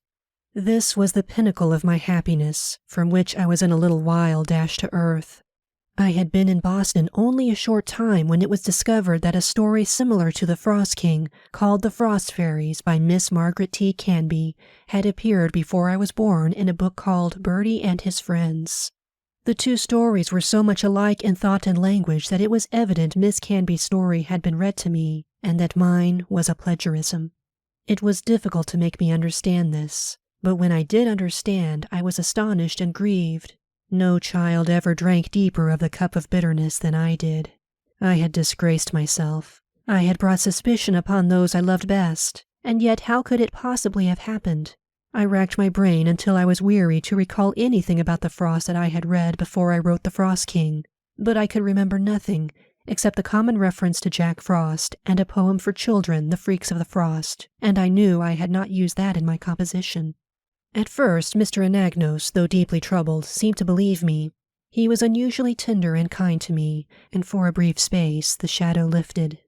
To please him, I tried not to be unhappy and to make myself as pretty as possible for the celebration of Washington's birthday, which took place very soon after I received the sad news.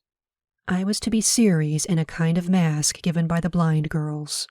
How well I remember the graceful draperies that enfolded me, the bright autumn leaves that wreathed my head, and the fruit and grain at my feet and in my hands, and beneath all the piety of the mask, the oppressive sense of coming ill that made my heart heavy. The night before the celebration, one of the teachers of the institution had asked me a question connected with the Frost King, and I was telling her that Miss Sullivan had talked to me about Jack Frost and his wonderful works. Something I said made her think she detected in my words a confession that I did remember Miss Canby's story of the Frost Fairies, and she laid her conclusions before Mr. Anagnos, although I told her most emphatically that she was mistaken. Mr. Anagnos, who loved me tenderly, thinking that he had been deceived, turned a deaf ear to the pleadings of love and innocence. He believed, or at least suspected, that Miss Sullivan and I had deliberately stolen the bright thoughts of another and imposed them on him to win his admiration. I was brought before a court of investigation composed of the teachers and officers of the institution, and Miss Sullivan was asked to leave me.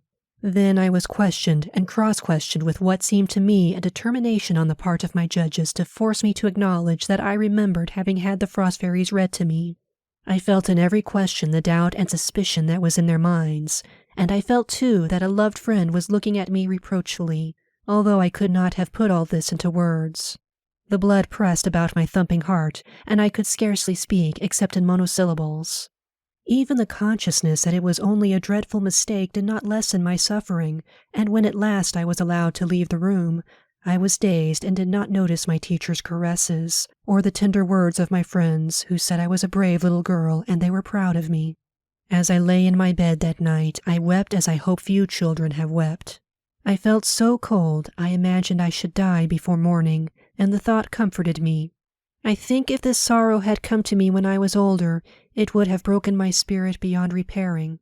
But the angel of forgetfulness has gathered up and carried away much of the misery and all the bitterness of those sad days. Miss Sullivan had never heard of the Frost Fairies or of the book in which it was published. With the assistance of Dr. Alexander Graham Bell, she investigated the matter carefully, and at last it came out that Mrs. Sophia C. Hopkins had a copy of Miss Canby's Bertie and His Friends in 1888, the year that we spent the summer with her at Brewster. Mrs. Hopkins was unable to find her copy, but she has told me that at that time, while Miss Sullivan was away on a vacation, she tried to amuse me by reading from various books, and although she could not remember reading the Frost Fairies any more than I, yet she felt sure that Bertie and His Friends was one of them. She explained the disappearance of the book by the fact that she had a short time before sold her house and disposed of many juvenile books, such as old school books and fairy tales, and that Bertie and His Friends was probably among them. The stories had little or no meaning for me then, but the mere spelling of the strange words was sufficient to amuse a little child who could do almost nothing to amuse herself. And although I do not recall a single circumstance connected with the reading of the stories, yet I cannot help thinking that I made a great effort to remember the words, with the intention of having my teacher explain them when she returned. One thing is certain, the language was ineffaceably stamped upon my brain, though for a long time no one knew it, least of all myself. When Miss Sullivan came back, I did not speak to her about the Frost Fairies, probably because she began at once to read Little Lord Fauntleroy, which filled my mind to the exclusion of everything else. But the fact remains that Miss Canby's story was read to me once, and that long after I had forgotten it, it came back to me so naturally that I never suspected that it was the child of another mind. In my trouble I received many messages of love and sympathy. All the friends I loved best, except one, have remained my own to the present time. Miss Canby herself wrote kindly, "Some day you will write a great story out of your own head, and that will be a comfort and help to many." But this kind prophecy has never been fulfilled. I have never played with words again for the mere pleasure of the game. Indeed, I have ever since been tortured by the fear that what I write is not my own. For a long time, when I wrote a letter, even to my mother, I was seized with a sudden feeling of terror, and I would spell the sentences over and over to make sure that I had not read them in a book. Had it not been for the persistent encouragement of Miss Sullivan, I think I should have given up trying to write altogether. I have read the Frost Fairies since, also the letters I wrote in which I used other ideas of Miss Canby's. I find in one of them a letter to Mr. Anagnos dated September 29, 1891, words and sentiments exactly like those of the book. At the time I was writing The Frost King, and this letter, like many others, contains phrases which show that my mind was saturated with the story. I represent my teacher as saying to me of the golden autumn leaves, "Yes, they are beautiful enough to comfort us for the flight of summer," an idea direct from Miss Canby's story. This habit of assimilating what pleased me and giving it out again as my own appears in much of my early correspondence and my first attempts at writing. In a composition which I wrote about the old cities of Greece and Italy, I borrowed the glowing descriptions with variations from sources I have forgotten. I knew Mr. Anagnos's great love of antiquity and his enthusiastic appreciation of all beautiful sentiments about Italy and Greece. I therefore gathered from all the books I read every bit of poetry or of history that I thought would give him pleasure. Mr. Anagnos, in speaking of my composition on the cities, has said, "These ideas are poetic in their essence." But I do not understand how he ever thought a blind and deaf child of 11 could have invented them. Yet I cannot think that because I did not originate the ideas, my little composition is therefore quite devoid of interest. It shows me that I could express my appreciation of beautiful and poetic ideas in clear and animated language. Those early compositions were mental gymnastics. I was learning, as all young and inexperienced persons learn, by assimilation and imitation, to put ideas into words. Everything I found in books that pleased me I retained in my memory, consciously or unconsciously, and adapted it. The young writer, as Stevenson has said, instinctively tries to copy whatever seems most admirable, and he shifts his admiration with astonishing versatility. It is only after years of this sort of practice that even great men have learned to marshal the legion of words which come thronging through every byway of the mind. I am afraid I have not yet completed this process. It is certain that I cannot always distinguish my own thoughts from those I read, because what I read becomes the very substance and texture of my mind. Consequently, in nearly all that I write, I produce something which very much resembles the crazy patchwork I used to make when I first learned to sew. This patchwork was made of all sorts of odds and ends, pretty bits of silk and velvet, but the coarse pieces that were not pleasant to touch always predominated. Likewise, my compositions are made up of crude notions of my own, inlaid with the brighter thoughts and riper opinions of the authors I have read. It seems to me that the great difficulty of writing is to make the language of the educated mind express our confused ideas, half feelings, half thoughts, when we are little more than bundles of instinctive tendencies. Trying to write is very much like trying to put a Chinese puzzle together. We have a pattern in mind which we wish to work out in words, but the words will not fit the spaces, or if they do, they will not match the design. But we keep on trying because we know that others have succeeded, and we are not willing to acknowledge defeat. There is no way to become original except to be born so, says Stevenson, and although I may not be original, I hope sometime to outgrow my artificial periwigged compositions. Then perhaps my own thoughts and experiences will come to the surface. Meanwhile, I trust and hope and persevere, and try not to let the bitter memory of the Frost King trammel my efforts. So this sad experience may have done me good and set me thinking on some of the problems of composition. My only regret is that it resulted in the loss of one of my dearest friends, Mr. Anagnos. Since the publication of the story of my life in the Ladies' Home Journal, Mr. Anagnos has made a statement, in a letter to Mr. Macy, that at the time of the Frost King matter he believed I was innocent. He says, "The court of investigation before which I was brought consisted of 8 people, 4 blind, 4 seeing persons. 4 of them, he says, thought I knew that Miss Canby's story had been read to me, and the others did not hold this view. Mr. Anagnos states that he cast his vote with those who were favorable to me. But, however the case may have been, with whichever side he may have cast his vote, when I went into the room where Mr. Anagnos had so often held me on his knee, and forgetting his many cares, had shared in my frolics, and found there persons who seemed to doubt me, I felt that there was something hostile and menacing in the very atmosphere, and subsequent events have borne out this impression. For 2 years he seems to have held the belief that Miss Sullivan and I were innocent. Then he evidently retracted his favorable judgment. Why, I do not know, nor did I know the details of the investigation. I never knew even the names of the members of the court who did not speak to me. I was too excited to notice anything, too frightened to ask questions. Indeed, I could scarcely think what I was saying, or what was being said to me. I have given this account of the Frost King affair because it was important in my life and education, and in order that there might be no misunderstanding, I have set forth all the facts as they appear to me, without a thought of defending myself or of laying blame on anyone. Chapter 15. The summer and winter following the Frost King incident I spent with my family in Alabama. I recall with delight that homegoing. Everything had budded and blossomed. I was happy. The Frost King was forgotten. When the ground was strewn with the crimson and golden leaves of autumn, and the musk-scented grapes that covered the arbor at the end of the garden were turning golden brown in the sunshine, I began to write a sketch of my life, a year after I had written The Frost King. I was still excessively scrupulous about everything I wrote. The thought that what I wrote might not be absolutely my own tormented me. No one knew of these fears except my teacher. A strange sensitiveness prevented me from referring to the Frost King, and often when an idea flashed out in the course of conversation, I would spell softly to her, "I am not sure it is mine." At other times, in the midst of a paragraph I was writing, I said to myself, "Suppose it should be found that all this was written by someone long ago." An impish fear clutched my hand so that I could not write any more that day. And even now I sometimes feel the same uneasiness and disquietude. Miss Sullivan consoled and helped me in every way she could think of, but the terrible experience I had passed through left a lasting impression on my mind, the significance of which I am only just beginning to understand. It was with the hope of restoring my self-confidence that she persuaded me to write for the Youth's Companion a brief account of my life. I was then 12 years old. As I look back on my struggle to write that little story, it seems to me that I must have had a prophetic vision of the good that would come of the undertaking, or I should surely have failed.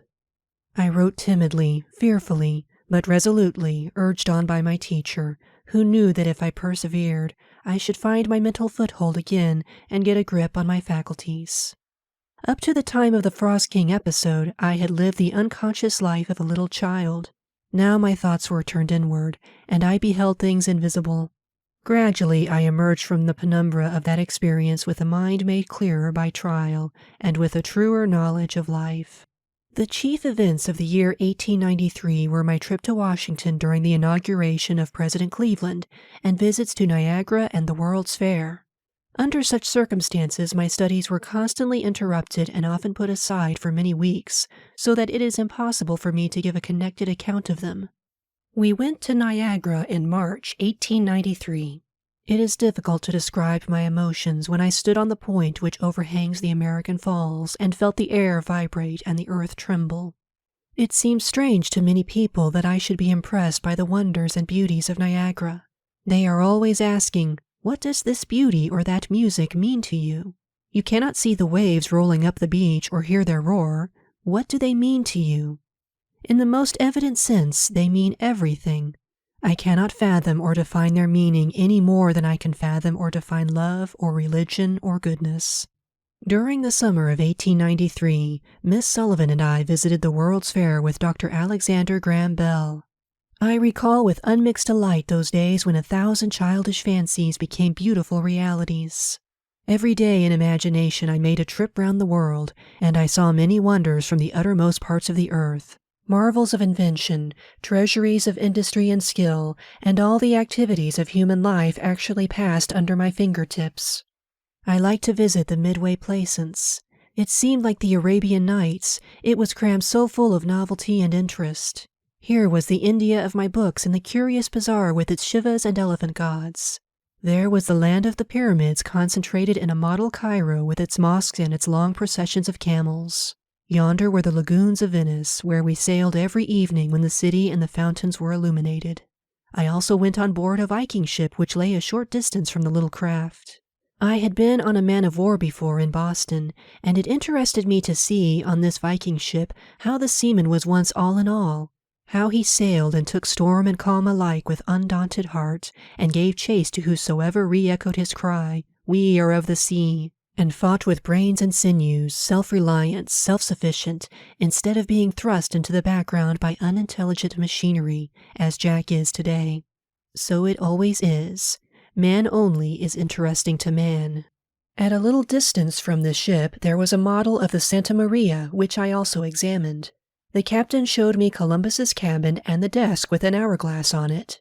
This small instrument impressed me most because it made me think how weary the heroic navigator must have felt as he saw the sand dropping grain by grain, while desperate men were plotting against his life. Mr. Higginbotham, president of the World's Fair, kindly gave me permission to touch the exhibits, and with an eagerness as insatiable as that with which Pizarro seized the treasures of Peru, I took in the glories of the fair with my fingers. It was a sort of tangible kaleidoscope, this white city of the West. Everything fascinated me, especially the French bronzes. They were so lifelike I thought they were angel visions which the artist had caught and bound in earthly forms. At the Cape of Good Hope exhibit, I learned much about the processes of mining diamonds. Whenever it was possible, I touched the machinery while it was in motion, so as to get a clearer idea how the stones were weighed, cut, and polished. I searched in the washings for a diamond and found it myself, the only true diamond, they said, that was ever found in the United States. Dr. Bell went everywhere with us, and in his own delightful way described to me the objects of greatest interest. In the electrical building, we examined the telephones, autophones, phonographs, and other inventions, and he made me understand how it is possible to send a message on wires that mock space and outrun time, and, like Prometheus, to draw fire from the sky. We also visited the anthropological department, and I was much interested in the relics of ancient Mexico, in the rude stone implements that are so often the only record of an age, the simple monuments of nature's unlettered children, so I thought as I fingered them, that seem bound to last while the memorials of kings and sages crumble in dust away, and in the Egyptian mummies, which I shrank from touching. From these relics I learned more about the progress of man than I have heard or read since. All these experiences added a great many new terms to my vocabulary, and in the 3 weeks I spent at the fair, I took a long leap from the little child's interest in fairy tales and toys to the appreciation of the real and the earnest in the workaday world. Chapter 16. Before October 1893, I had studied various subjects by myself in a more or less desultory manner. I read the histories of Greece, Rome, and the United States. I had a French grammar in raised print, and as I already knew some French, I often amused myself by composing in my head short exercises, using the new words as I came across them, and ignoring rules and other technicalities as much as possible. I even tried, without aid, to master the French pronunciation, as I found all the letters and sounds described in the book. Of course, this was tasking slender powers for great ends, but it gave me something to do on a rainy day, and I acquired a sufficient knowledge of French to read with pleasure La Fontaine's Fables, Le Médecin Malgré Lui, and passages from Athalie.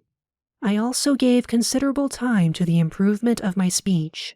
I read aloud to Miss Sullivan and recited passages from my favorite poets, which I had committed to memory. She corrected my pronunciation and helped me to phrase and inflect. It was not, however, until October 1893, after I had recovered from the fatigue and excitement of my visit to the World's Fair, that I began to have lessons in special subjects at fixed hours. Miss Sullivan and I were at that time in Halton, Pennsylvania, visiting the family of Mr. William Wade. Mr. Irons, a neighbor of theirs, was a good Latin scholar. It was arranged that I should study under him.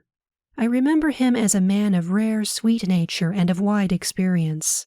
He taught me Latin grammar principally, but he often helped me in arithmetic, which I found as troublesome as it was uninteresting. Mr. Irons also read with me Tennyson's In Memoriam. I had read many books before, but never from a critical point of view. I learned for the first time to know an author, to recognize his style as I recognize the clasp of a friend's hand. At first, I was rather unwilling to study Latin grammar. It seemed absurd to waste time analyzing every word I came across, noun, genitive, singular, feminine, when its meaning was quite plain. I thought I might just as well describe my pet in order to know it. Order, vertebrate, division, quadruped, class, mammalia, genus, felinus, species, cat, individual, tabby. But as I got deeper into the subject, I became more interested, and the beauty of the language delighted me. I often amused myself by reading Latin passages, picking up words I understood and trying to make sense. I have never ceased to enjoy this pastime. There is nothing more beautiful, I think, than the evanescent fleeting images and sentiments presented by a language one is just becoming familiar with. Ideas that flit across the mental sky, shaped and tinted by capricious fancy. Miss Sullivan sat beside me at my lessons, spelling into my hand whatever Mr. Iron said, and looking up new words for me. I was just beginning to read Caesar's Gallic War when I went to my home in Alabama. Chapter 17.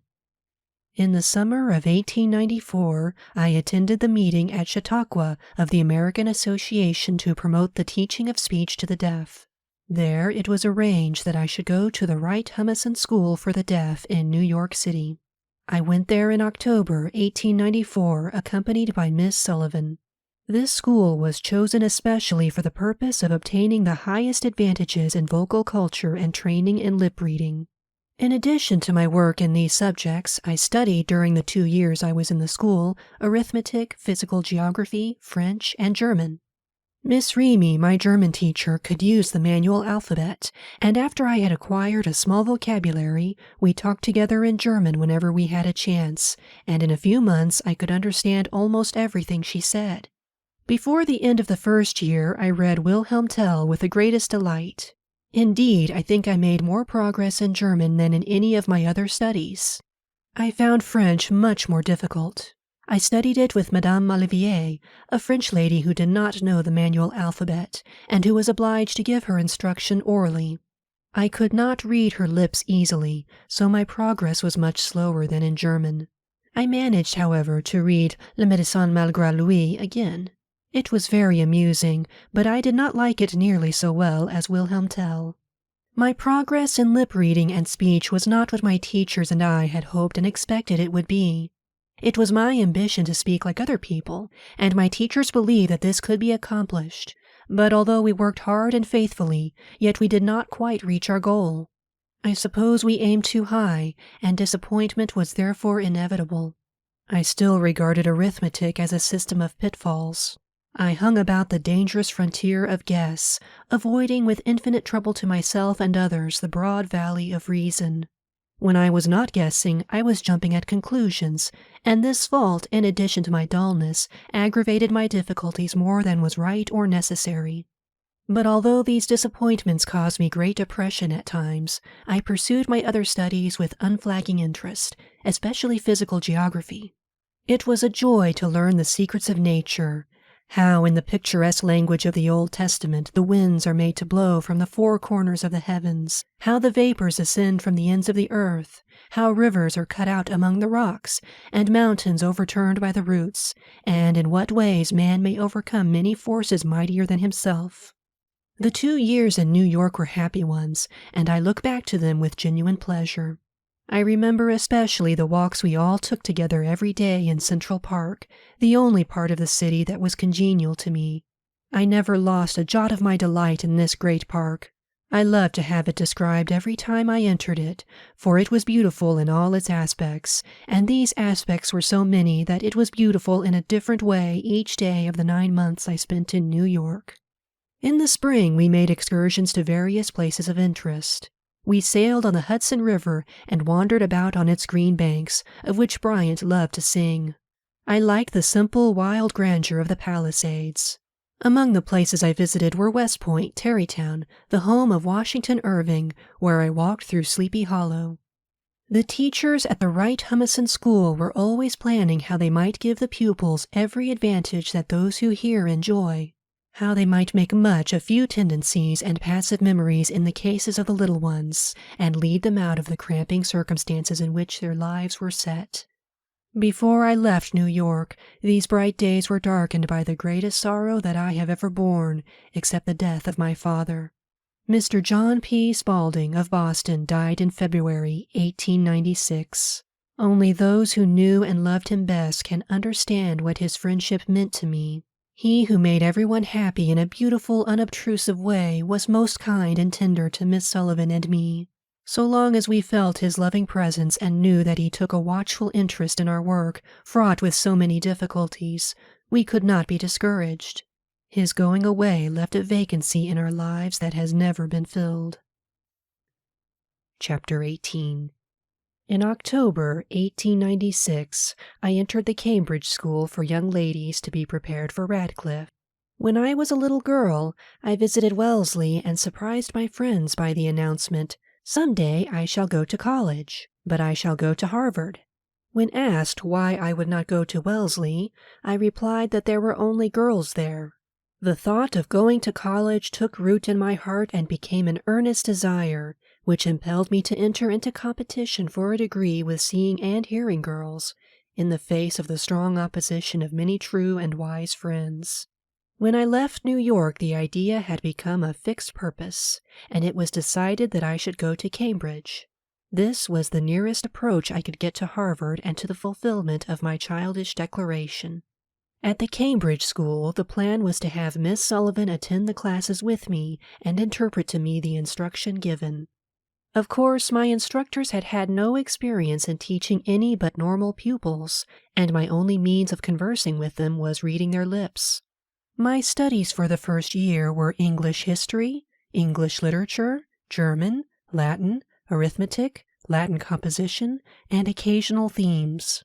Until then, I had never taken a course of study with the idea of preparing for college, but I had been well drilled in English by Miss Sullivan, and it soon became evident to my teachers that I needed no special instruction in this subject beyond a critical study of the books prescribed by the college. I had had, moreover, a good start in French, and received 6 months' instruction in Latin, but German was the subject with which I was most familiar. In spite, however, of these advantages, there were serious drawbacks to my progress. Miss Sullivan could not spell out in my hand all that the books required, and it was very difficult to have textbooks embossed in time to be of use to me, although my friends in London and Philadelphia were willing to hasten the work. For a while, indeed, I had to copy my Latin in Braille so that I could recite with the other girls. My instructors soon became sufficiently familiar with my imperfect speech to answer my questions readily and correct mistakes. I could not make notes in class or write exercises, but I wrote all my compositions and translations at home on my typewriter. Each day Miss Sullivan went to the classes with me and spelled into my hand with infinite patience all that the teacher said. In study hours, she had to look up new words for me and read and reread notes and books I did not have in raised print. The tedium of that work is hard to conceive. Frau Grote, my German teacher, and Mr. Gilman, the principal, were the only teachers in the school who learned the finger alphabet to give me instruction. No one realized more fully than dear Frau Grote how slow and inadequate her spelling was. Nevertheless, in the goodness of her heart, she laboriously spelled out her instructions to me in special lessons twice a week, to give Miss Sullivan a little rest. But though everybody was kind and ready to help us, there was only one hand that could turn drudgery into pleasure. That year I finished arithmetic, reviewed my Latin grammar, and read 3 chapters of Caesar's Gallic War. In German I read, partly with my fingers and partly with Miss Sullivan's assistance, Schiller's Lied von der Glocke and Taucher, Heinz Harzreise, Freitags aus dem Stadt Friedrichs des Großen, Riel's Flug der Schönheit, Lessing's Mina von Barnhelm, and Goethe's Aus meinem Leben. I took the greatest delight in these German books, especially Schiller's wonderful lyrics, the history of Frederick the Great's magnificent achievements, and the account of Goethe's life. I was sorry to finish Die Harzreise, so full of happy witticisms and charming descriptions of vine-clad hills, streams that sing and ripple in the sunshine, and wild regions sacred to tradition and legend, the gray sisters of a long-vanished imaginative age, descriptions such as can be given only by those to whom nature is a feeling, a love, and an appetite. Mr. Gilman instructed me part of the year in English literature. We read together As You Like It, Burke's Speech on Conciliation with America, and Macaulay's Life of Samuel Johnson. Mr. Gilman's broad views of history and literature and his clever explanations made my work easier and pleasanter than it could have been had I only read notes mechanically with the necessarily brief explanations given in the classes. Burke's speech was more instructive than any other book on a political subject that I had ever read. My mind stirred with the stirring times, and the characters round which the life of two contending nations centered seemed to move right before me. I wondered more and more, while Burke's masterly speech rolled on in mighty surges of eloquence, how it was that King George and his ministers could have turned a deaf ear to his warning prophecy of our victory and their humiliation. Then I entered into the melancholy details of the relation in which the great statesman stood to his party and to the representatives of the people. I thought how strange it was that such precious seeds of truth and wisdom should have fallen among the tares of ignorance and corruption. In a different way, Macaulay's Life of Samuel Johnson was interesting. My heart went out to the lonely man who ate the bread of affliction in Grub Street, and yet in the midst of toil and cruel suffering of body and soul, always had a kind word, and lent a helping hand to the poor and despised. I rejoiced over all his successes. I shut my eyes to his faults, and wondered not that he had them, but that they had not crushed or dwarfed his soul. But in spite of Macaulay's brilliancy and his admirable faculty of making the commonplace seem fresh and picturesque, his positiveness wearied me at times, and his frequent sacrifices of truth to effect kept me in a questioning attitude very unlike the attitude of reverence in which I had listened to the Demosthenes of Great Britain. At the Cambridge School, for the first time in my life, I enjoyed the companionship of seeing and hearing girls of my own age.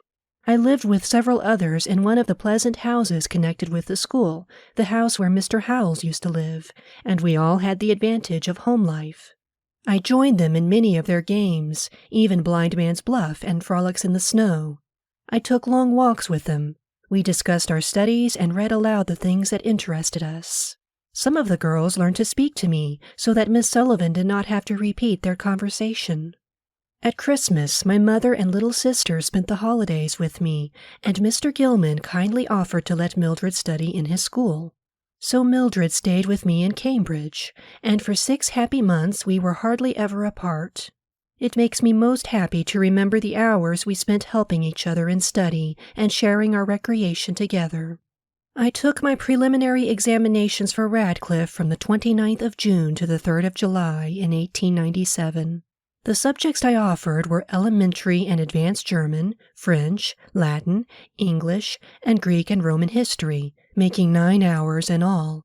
I passed in everything and received honors in German and English. Perhaps an explanation of the method that was in use when I took my examinations will not be amiss here. The student was required to pass in 16 hours, 12 hours being called elementary and 4 advanced. He had to pass 5 hours at a time to have them counted. The examination papers were given out at 9 o'clock at Harvard and brought to Radcliffe by a special messenger. Each candidate was known not by his name but by a number. I was number 233, but as I had to use a typewriter, my identity could not be concealed. It was thought advisable for me to have my examinations in a room by myself, because the noise of the typewriter might disturb the other girls. Mr. Gilman read all the papers to me by means of the manual alphabet. A man was placed on guard at the door to prevent interruption. The first day I had German. Mr. Gilman sat beside me and read the paper through first, then sentence by sentence, while I repeated the words aloud to make sure that I understood him perfectly. The papers were difficult, and I felt very anxious as I wrote out my answers on the typewriter. Mr. Gilman spelled to me what I had written, and I made such changes as I thought necessary, and he inserted them. I wish to say here that I have not had this advantage since in any of my examinations. At Radcliffe, no one reads the papers to me after they are written, and I have no opportunity to correct errors unless I finish before the time is up. In that case, I correct only such mistakes as I can recall in the few minutes allowed, and make notes of these corrections at the end of my paper. If I passed with higher credit in the preliminaries than in the finals, there are 2 reasons. In the finals, no one read my work over to me, and in the preliminaries I offered subjects with some of which I was in measure familiar before my work in the Cambridge School. For at the beginning of the year I had passed examinations in English, history, French, and German, which Mr. Gilman gave me from previous Harvard papers. Mr. Gilman sent my written work to the examiners with a certificate that I, candidate number 233, had written the papers. All the other preliminary examinations were conducted in the same manner. None of them was so difficult as the first. I remember that the day the Latin paper was brought to us, Professor Schilling came in and informed me I had passed satisfactorily in German. This encouraged me greatly, and I sped on to the end of the ordeal with a light heart and a steady hand. Chapter 19. When I began my second year at the Gilman School, I was full of hope and determination to succeed. But during the first few weeks I was confronted with unforeseen difficulties. Mr. Gilman had agreed that year I should study mathematics principally. I had physics, algebra, geometry, astronomy, Greek, and Latin. Unfortunately, many of the books I needed had not been embossed in time for me to begin with the classes, and I lacked important apparatus for some of my studies. The classes I was in were very large, and it was impossible for the teachers to give me special instruction. Miss Sullivan was obliged to read all the books to me and interpret for the instructors, and for the first time in 11 years it seemed as if her dear hand would not be equal to the task. It was necessary for me to write algebra and geometry in class and solve problems in physics, and this I could not do until we bought a Braille writer, by means of which I could put down the steps and processes of my work. I could not follow with my eyes the geometrical figures drawn on the blackboard, and my only means of getting a clear idea of them was to make them on a cushion with straight and curved wires, which had bent and pointed ends. I had to carry in my mind, as Mr. Keith says in his report, the lettering of the figures, the hypothesis and conclusion, the construction and the process of the proof. In a word, every study had its obstacles. Sometimes I lost all courage and betrayed my feelings in a way I am ashamed to remember, especially as the signs of my trouble were afterward used against Miss Sullivan, the only person of all the kind friends I had there who could make the crooked straight and the rough places smooth. Little by little, however, my difficulties began to disappear. The embossed books and other apparatus arrived, and I threw myself into the work with renewed confidence. Algebra and geometry were the only studies that continued to defy my efforts to comprehend them. As I have said before, I had no aptitude for mathematics. The different points were not explained to me as fully as I wished. The geometrical diagrams were particularly vexing because I could not see the relation of the different parts to one another, even on the cushion. It was not until Mr. Keith taught me that I had a clear idea of mathematics. I was beginning to overcome these difficulties when an event occurred which changed everything.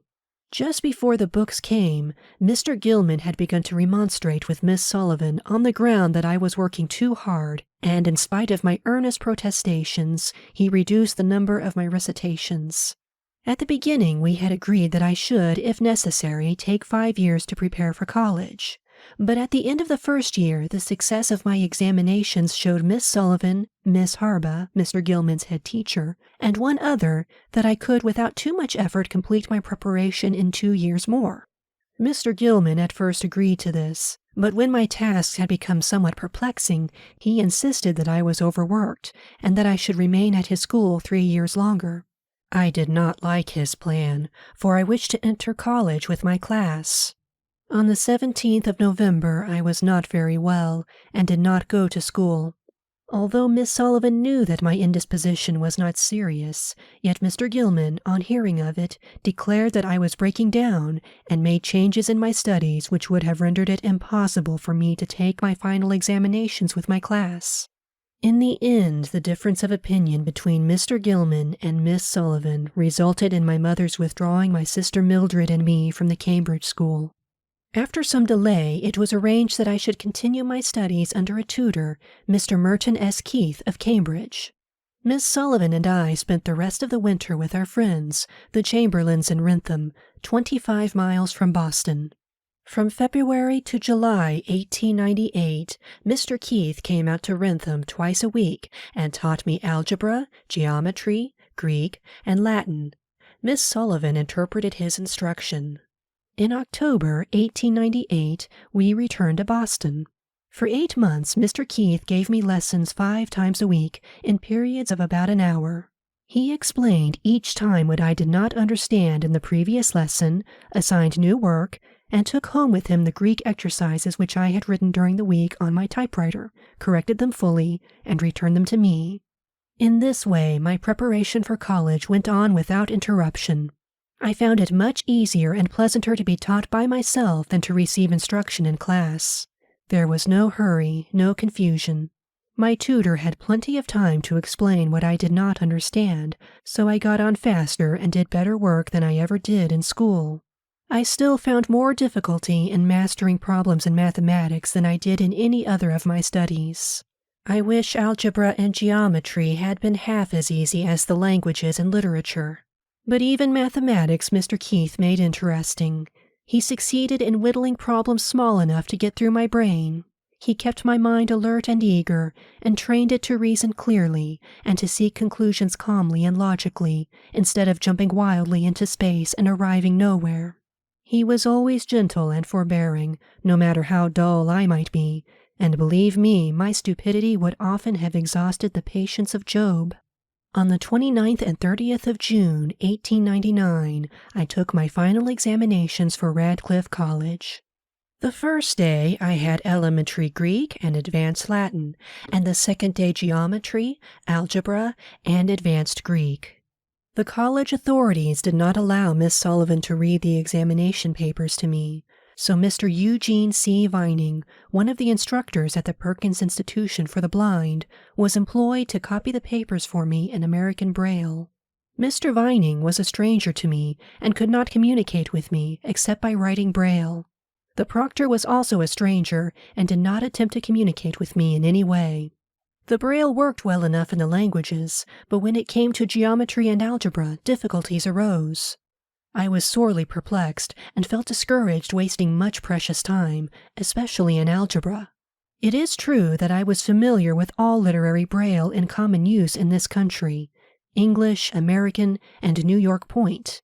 But the various signs and symbols in geometry and algebra in the three systems are very different, and I had used only the English Braille in my algebra. 2 days before the examinations, Mr. Vining sent me a Braille copy of one of the old Harvard papers in algebra. To my dismay, I found that it was in the American notation. I sat down immediately and wrote to Mr. Vining, asking him to explain the signs. I received another paper and a table of signs by return mail, and I set to work to learn the notation. But on the night before the algebra examination, while I was struggling over some very complicated examples, I could not tell the combinations of bracket, brace, and radical.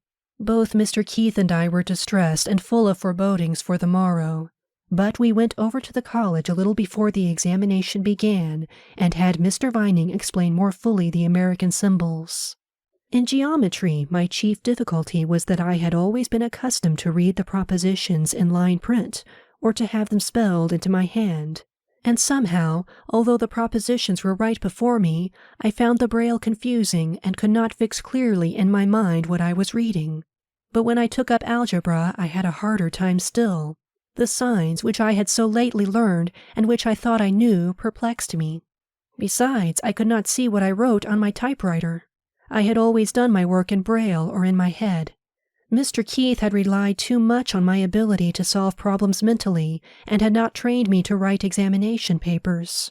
Consequently, my work was painfully slow, and I had to read the examples over and over before I could form any idea of what I was required to do.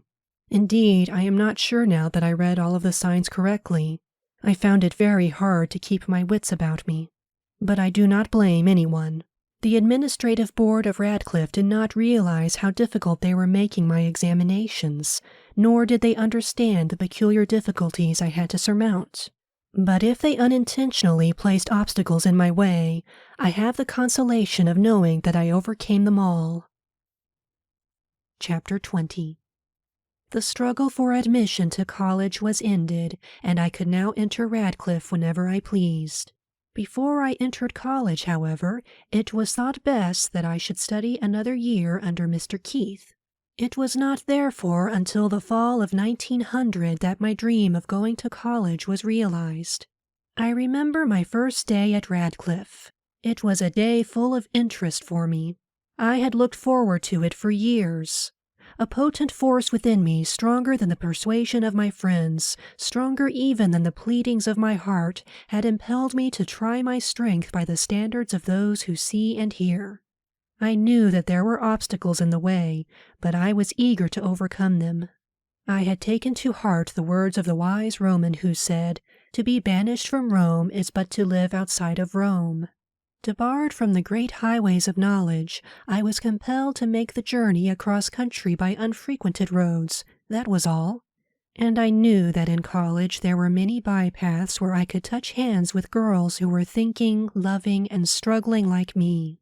I began my studies with eagerness. Before me I saw a new world opening in beauty and light, and I felt within me the capacity to know all things. In the wonderland of mind I should be as free as another.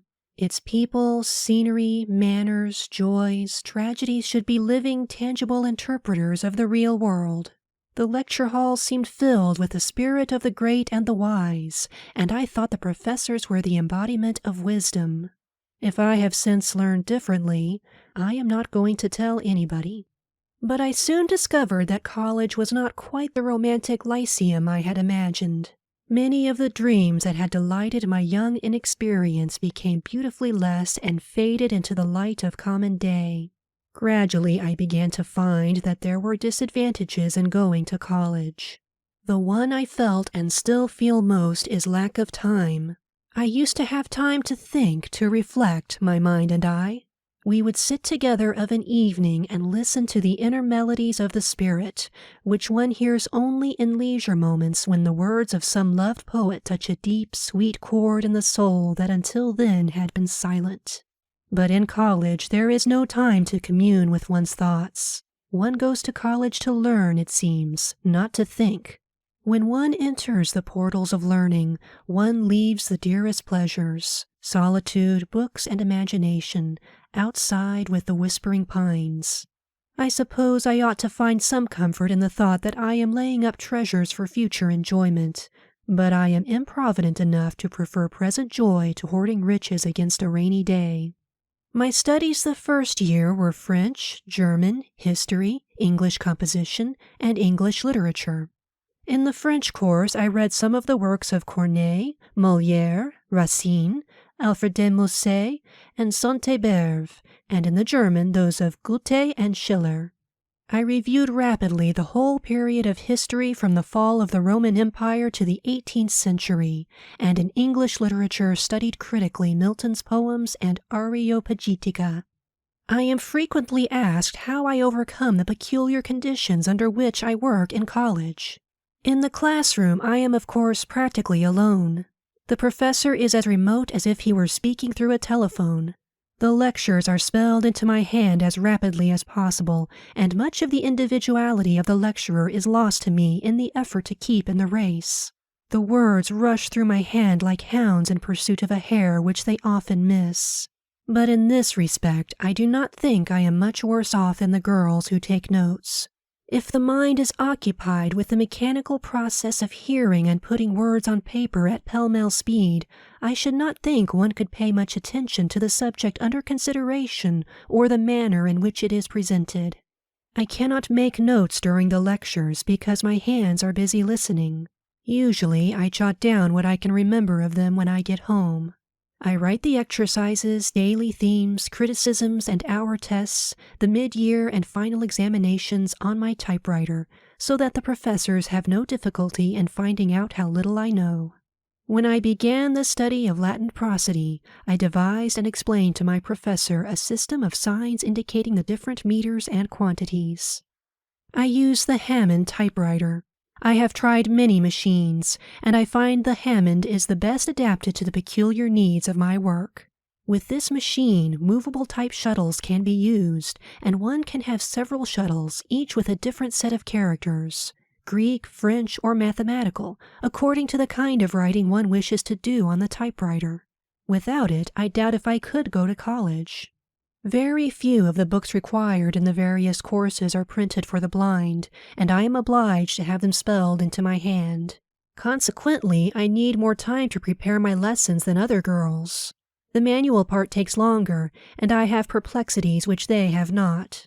There are days when the close attention I must give to details chafes my spirit, and the thought that I must spend hours reading a few chapters, while in the world without, other girls are laughing and singing and dancing, makes me rebellious.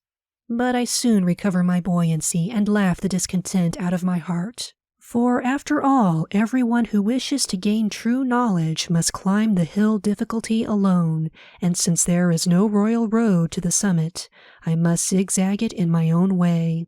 I slip back many times. I fall, I stand still, I run against the edge of hidden obstacles. I lose my temper and find it again and keep it better. I trudge on, I gain a little, I feel encouraged, I get more eager and climb higher and begin to see the widening horizon. Every struggle is a victory. One more effort and I reach the luminous cloud, the blue depths of the sky, the uplands of my desire. I am not always alone, however, in these struggles. Mr. William Wade and Mr. E. E. Allen, principal of the Pennsylvania Institution for the Instruction of the Blind, get for me many of the books I need in Ray's print. Their thoughtfulness has been more of a help and encouragement to me than they can ever know. Last year, my second year at Radcliffe, I studied English composition, the Bible as English composition, the governments of America and Europe, the Odes of Horace, and Latin comedy. The class in composition was the pleasantest. It was very lively. The lectures were always interesting, vivacious, witty. For the instructor, Mr. Charles Townsend Copeland, more than anyone else I have had until this year, brings before you literature in all its original freshness and power. For 1 short hour you are permitted to drink in the eternal beauty of the old masters without needless interpretation or exposition. You revel in their fine thoughts. You enjoy with all your soul the sweet thunder of the Old Testament, forgetting the existence of Yahweh and Elohim, and you go home feeling that you have had a glimpse of that perfection in which spirit and form dwell in immortal harmony, truth and beauty bearing a new growth on the ancient stem of time. This year is the happiest because I am studying subjects that especially interest me: economics, Elizabethan literature, Shakespeare under Professor George L. Kittredge, and the history of philosophy under Professor Josiah Royce. Through philosophy one enters with sympathy of comprehension into the traditions of remote ages and other modes of thought, which erewhile seemed alien and without reason. But college is not the universal Athens I thought it was. There one does not meet the great and the wise face to face. One does not even feel their living touch. They are there, it is true, but they seem mummified. We must extract them from the crannied wall of learning and dissect and analyze them before we can be sure that we have a Milton or an Isaiah, and not merely a clever imitation. Many scholars forget, it seems to me, that our enjoyment of the great works of literature depends more upon the depth of our sympathy than upon our understanding. The trouble is that very few of their laborious explanations stick in the memory. The mind drops them as a branch drops its overripe fruit. It is possible to know a flower, root and stem and all the processes of growth, and yet to have no appreciation of the flower fresh bathed in heaven's dew. Again and again I ask impatiently, why concern myself with these explanations and hypotheses? They fly hither and thither in my thought like blind birds beating the air with ineffectual wings. I do not mean to object to a thorough knowledge of the famous works we read. I object only to the interminable comments and bewildering criticisms that teach but one thing: there are as many opinions as there are men. But when a great scholar like Professor Kittredge interprets what the master said, it is as if new sight were given the blind. He brings back Shakespeare, the poet. There are, however, times when I long to sweep away half the things I am expected to learn, for the overtaxed mind cannot enjoy the treasure it has secured at the greatest cost. It is impossible, I think, to read in one day 4 or 5 different books in different languages and treating of widely different subjects, and not lose sight of the very ends for which one reads. When one reads hurriedly and nervously, having in mind written tests and examinations, one's brain becomes encumbered with a lot of choice bric-a-brac for which there seems to be little use. At the present time, my mind is so full of heterogeneous matter that I almost despair of ever being able to put it in order. Whenever I enter the region that was the kingdom of my mind, I feel like the proverbial bull in the china shop. 1,000 odds and ends of knowledge come crashing about my head like hailstones, and when I try to escape them, theme goblins and college nixies of all sorts pursue me, until I wish, oh, may I be forgiven the wicked wish, that I might smash the idols I came to worship. But the examinations are the chief bugbears of my college life.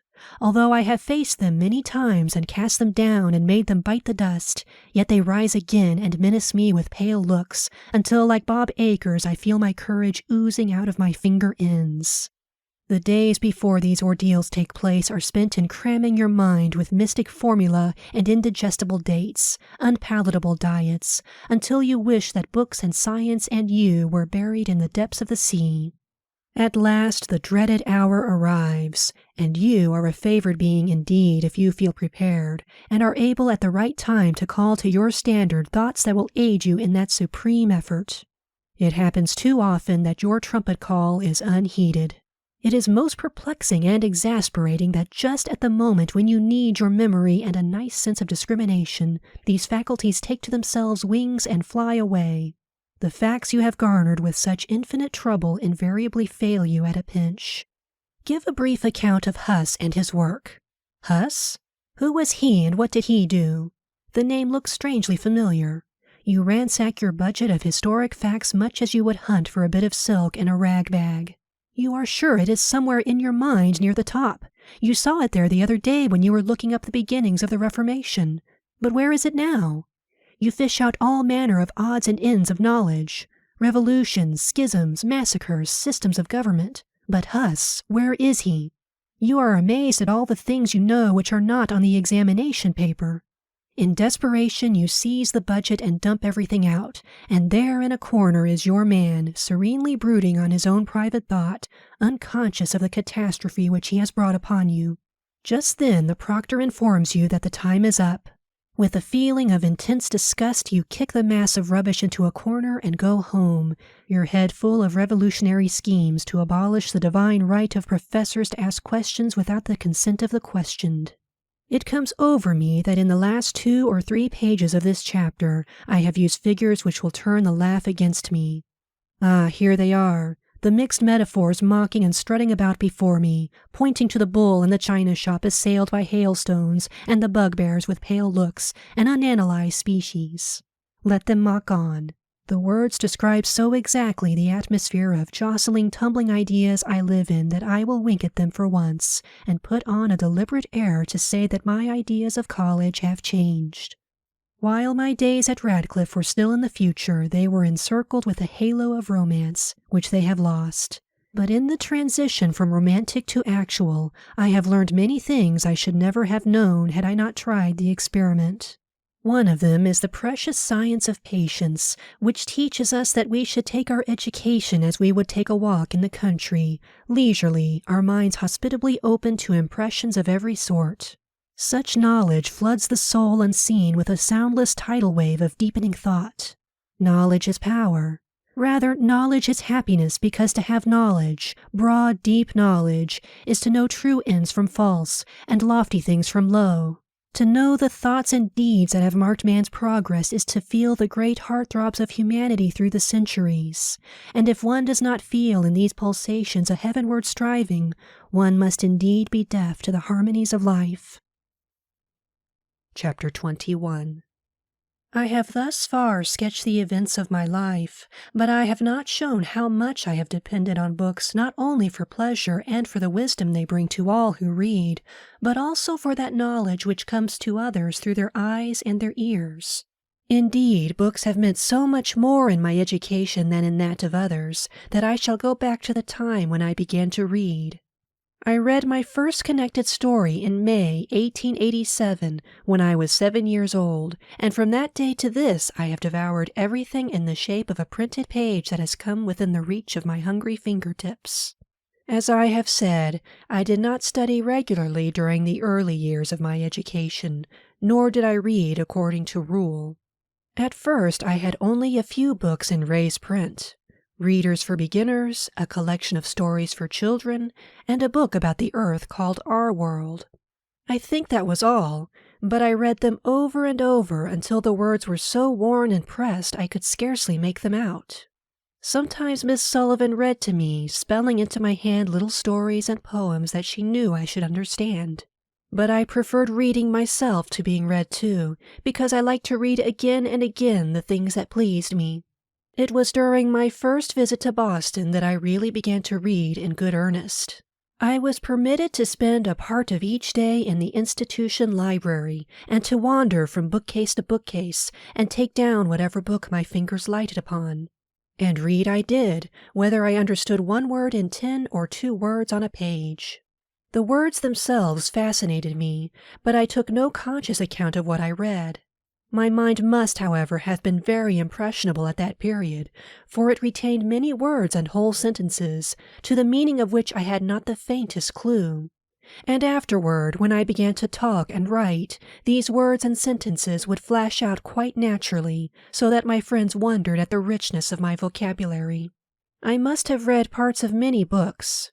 In those early days, I think I never read any one book through, and a great deal of poetry in this uncomprehending way, until I discovered Little Lord Fauntleroy, which was the first book of any consequence I read understandingly.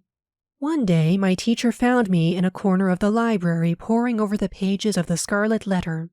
I was then about 8 years old. I remember she asked me if I liked Little Pearl, and explained some of the words that had puzzled me.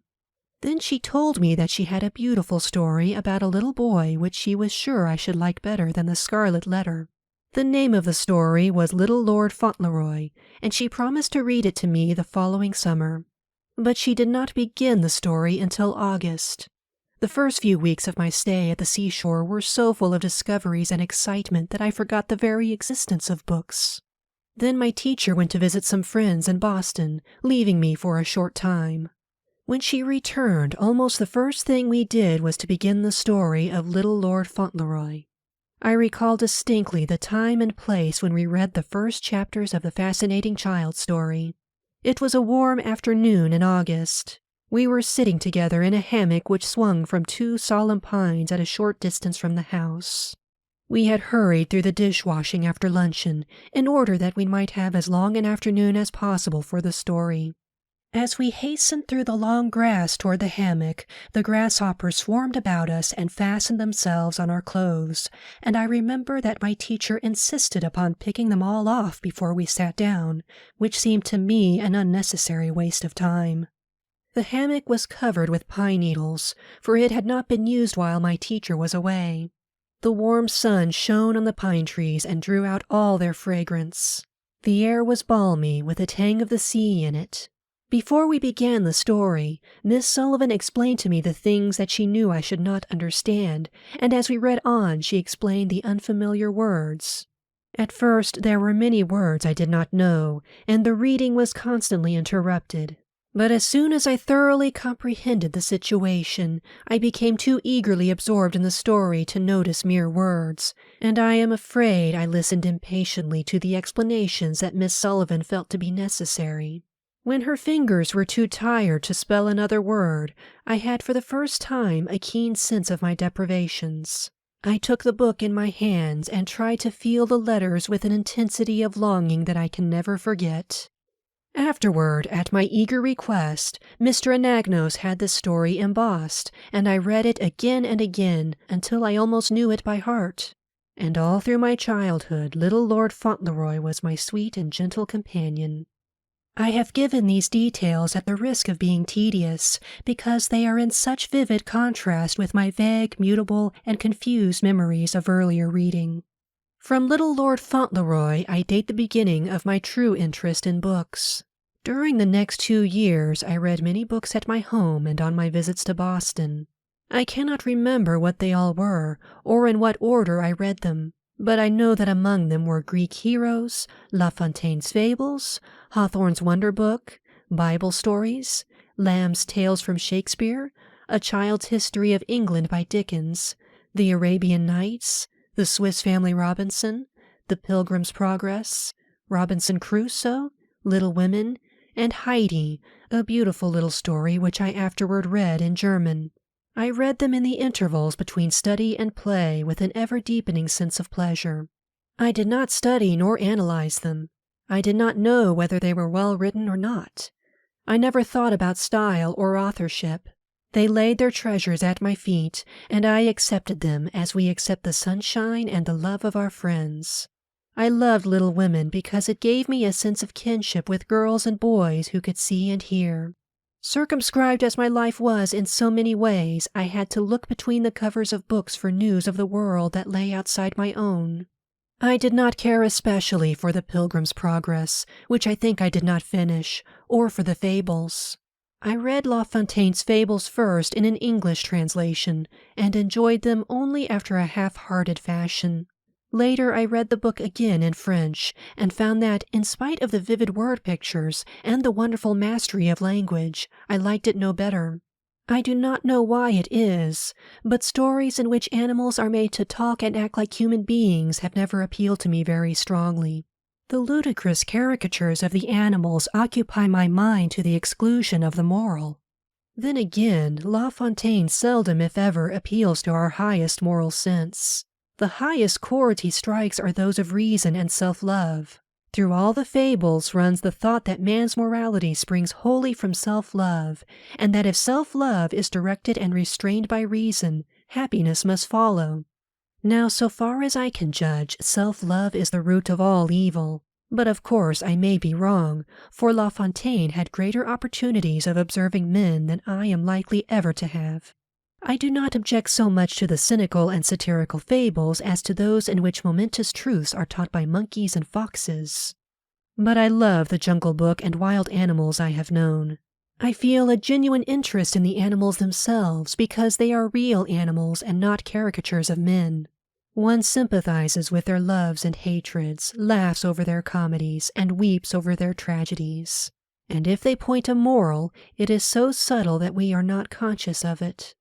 My mind opened naturally and joyously to a conception of antiquity. Greece, ancient Greece, exercised a mysterious fascination over me. In my fancy, the pagan gods and goddesses still walked on earth and talked face to face with men, and in my heart I secretly built shrines to those I loved best. I knew and loved the whole tribe of nymphs and heroes and demigods. No, not quite all, for the cruelty and greed of Medea and Jason were too monstrous to be forgiven, and I used to wonder why the gods permitted them to do wrong and then punished them for their wickedness. And the mystery is still unsolved. I often wonder how God can dumbness keep while sin creeps grinning through his house of time. It was the Iliad that made Greece my paradise.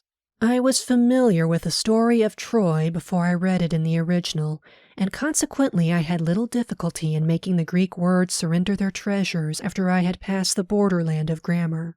Great poetry, whether written in Greek or in English, needs no other interpreter than a responsive heart. Would that the host of those who make the great works of the poets odious by their analysis, impositions, and laborious comments might learn this simple truth. It is not necessary that one should be able to define every word and give it its principal parts and its grammatical position in the sentence in order to understand and appreciate a fine poem. I know my learned professors have found greater riches in the Iliad than I shall ever find, but I am not avaricious. I am content that others should be wiser than I. But with all their wide and comprehending knowledge, they cannot measure their enjoyment of that splendid epic, nor can I. When I read the fine passages of the Iliad, I am conscious of a soul sense that lifts me above the narrow, cramping circumstances of my life. My physical limitations are forgotten. My world lies upward. The length and the breadth and the sweep of the heavens are mine. My admiration for the Aeneid is not so great, but it is none the less real. I read it as much as possible without the help of notes or dictionary, and I always like to translate the episodes that please me especially. The word painting of Virgil is wonderful sometimes, but his gods and men move through the scenes of passion and strife and pity and love like the graceful figures in an Elizabethan masque, whereas in the Iliad they give 3 leaps and go on singing. Virgil is serene and lovely like a marble Apollo in the moonlight. Homer is a beautiful, animated youth in the full sunlight with the wind in his hair. How easy it is to fly on paper wings. From Greek heroes to the Iliad was no day's journey, nor was it altogether pleasant. One could have traveled round the world many times while I trudged my weary way through the labyrinthine mazes of grammars and dictionaries, or fell into those dreadful pitfalls called examinations set by schools and colleges for the confusion of those who seek after knowledge. I suppose this sort of pilgrim's progress was justified by the end, but it seemed interminable to me, in spite of the pleasant surprises that met me now and then at a turn in the road. I began to read the Bible long before I could understand it. Now it seems strange to me that there should have been a time when my spirit was deaf to its wondrous harmonies. But I remember well a rainy Sunday morning when, having nothing else to do, I begged my cousin to read me a story out of the Bible. Although she did not think I should understand, she began to spell into my hand the story of Joseph and his brothers. Somehow it failed to interest me. The unusual language and repetition made the story seem unreal and far away in the land of Canaan, and I fell asleep and wandered off to the land of Nod, before the brothers came with the coat of many colors unto the tent of Jacob and told their wicked lie.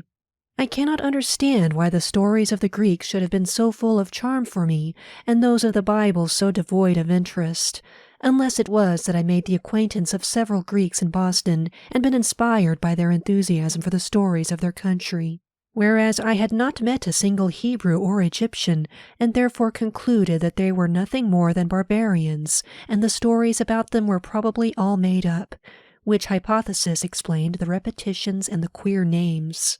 Curiously enough, it never occurred to me to call Greek patronymics queer. But how shall I speak of the glories I have since discovered in the Bible? For years I have read it with an ever-broadening sense of joy and inspiration, and I love it as I love no other book. Still, there is much in the Bible against which every instinct of my being rebels, so much that I regret the necessity which has compelled me to read it through from beginning to end. I do not think that the knowledge which I have gained of its history and sources compensates me for the unpleasant details it has forced upon my attention. For my part, I wish, with Mr. Howells, that the literature of the past might be purged of all that is ugly and barbarous in it, although I should object as much as anyone to having these great works weakened or falsified. There is something impressive, awful in the simplicity and terrible directness of the Book of Esther. Could there be anything more dramatic than the scene in which Esther stands before her wicked lord? She knows her life is in his hands. There is no one to protect her from his wrath. Yet conquering her woman's fear, she approaches him animated by the noblest patriotism, having but one thought: if I perish, I perish. But if I live, my people shall live. The story of Ruth, too, how oriental it is, yet how different is the life of these simple country folks from that of the Persian capital. Ruth is so loyal and gentle-hearted we cannot help loving her as she stands with the reapers amid the waving corn. Her beautiful, unselfish spirit shines out like a bright star in the night of a dark and cruel age. Love like Ruth's, love which can rise above conflicting creeds and deep-seated racial prejudices, is hard to find in all the world. The Bible gives me a deep, comforting sense that things seen are temporal and things unseen are eternal. I do not remember a time since I have been capable of loving books that I have not loved Shakespeare. I cannot tell exactly when I began Lamb's Tales from Shakespeare, but I know that I read them at first with a child's understanding and a child's wonder. Macbeth seems to have impressed me most. One reading was sufficient to stamp every detail of the story upon my memory forever. For a long time the ghosts and witches pursued me even into dreamland. I could see, absolutely see, the dagger and Lady Macbeth's little white hand. The dreadful stain was as real to me as the grief-stricken queen. I read King Lear soon after Macbeth, and I shall never forget the feeling of horror when I came to the scene in which Gloucester's eyes are put out. Anger seized me. My fingers refused to move. I sat rigid for one long moment, the blood throbbing in my temples, and all the hatred that a child can feel concentrated in my heart. I must have made the acquaintance of Shylock and Satan about the same time, for the two characters were long associated in my mind. I remember that I was sorry for them. I felt vaguely that they could not be good even if they wished to, because no one seemed willing to help them or to give them a fair chance. Even now, I cannot find it in my heart to condemn them utterly. There are moments when I feel that the Shylocks, the Judases, and even the devil are broken spokes in the great wheel of good which shall in due time be made whole. It seems strange that my first reading of Shakespeare should have left me so many unpleasant memories. The bright, gentle, fanciful plays, the ones I like best now, appear not to have impressed me at first, perhaps because they reflected the habitual sunshine and gaiety of a child's life. But there is nothing more capricious than the memory of a child, what it will hold and what it will lose. I have since read Shakespeare's plays many times and know parts of them by heart, but I cannot tell which of them I like best. My delight in them is as varied as my moods. The little songs and the sonnets have a meaning for me as fresh and wonderful as the dramas. But with all my love for Shakespeare, it is often weary work to read all the meanings into his lines which critics and commentators have given them. I used to try to remember their interpretations, but they discouraged and vexed me. So I made a secret compact with myself not to try any more. This compact I have only just broken in my study of Shakespeare under Professor Kittredge. I know there are many things in Shakespeare and in the world that I do not understand, and I am glad to see veil after veil gradually lift, revealing new realms of thought and beauty. Next to poetry, I love history. I have read every historical work that I have been able to lay my hands on, from a catalogue of dry facts and drier dates to Green's impartial, picturesque history of the English people, from Freeman's History of Europe to Emerton's Middle Ages. The first book that gave me any real sense of the value of history was Swinton's World History, which I received on my 13th birthday. Though I believe it is no longer considered valid, yet I have kept it ever since as one of my treasures. From it I learned how the races of men spread from land to land and built great cities, how a few great rulers, earthly titans, put everything under their feet, and with a decisive word opened the gates of happiness for millions, and closed them upon millions more. How different nations pioneered in art and knowledge and broke ground for the mightier growths of coming ages. How civilization underwent, as it were, the holocaust of a degenerate age, and rose again like the phoenix among the nobler sons of the North. And how by liberty, tolerance, and education the great and the wise have opened the way for the salvation of the whole world. In my college reading, I have become somewhat familiar with French and German literature. The German puts strength before beauty, and truth before convention, both in life and in literature. There is a vehement, sledgehammer vigor about everything that he does. When he speaks, it is not to impress others, but because his heart would burst if he did not find an outlet for the thoughts that burn in his soul. Then, too, there is in German literature a fine reserve which I like, but its chief glory is the recognition I find in it of the redeeming potency of woman's self-sacrificing love. This thought pervades all German literature and is mystically expressed in Goethe's Faust. All things transitory but as symbols are sent. Earth's insufficiency here grows to event. The indescribable here it is done. The woman's soul leads us upward and on. Of all the French writers that I have read, I like Molière and Racine best. There are fine things in Balzac and passages in Merimée which strike one like a keen blast of sea air. Alfred de Musset is impossible. I admire Victor Hugo. I appreciate his genius, his brilliancy, his romanticism, though he is not one of my literary passions. But Hugo and Goethe and Schiller and all great poets of all great nations are interpreters of eternal things, and my spirit reverently follows them into the regions where beauty and truth and goodness are one. I am afraid I have written too much about my book friends, and yet I have mentioned only the authors I love most. And from this fact one might easily suppose that my circle of friends was very limited and undemocratic, which would be a very wrong impression. I like many writers for many reasons. Carlyle for his ruggedness and scorn of shams, Wordsworth who teaches the oneness of man and nature. I find an exquisite pleasure in the oddities and surprises of Hood, in Herrick's quaintness and the palpable scent of lily and rose in his verses.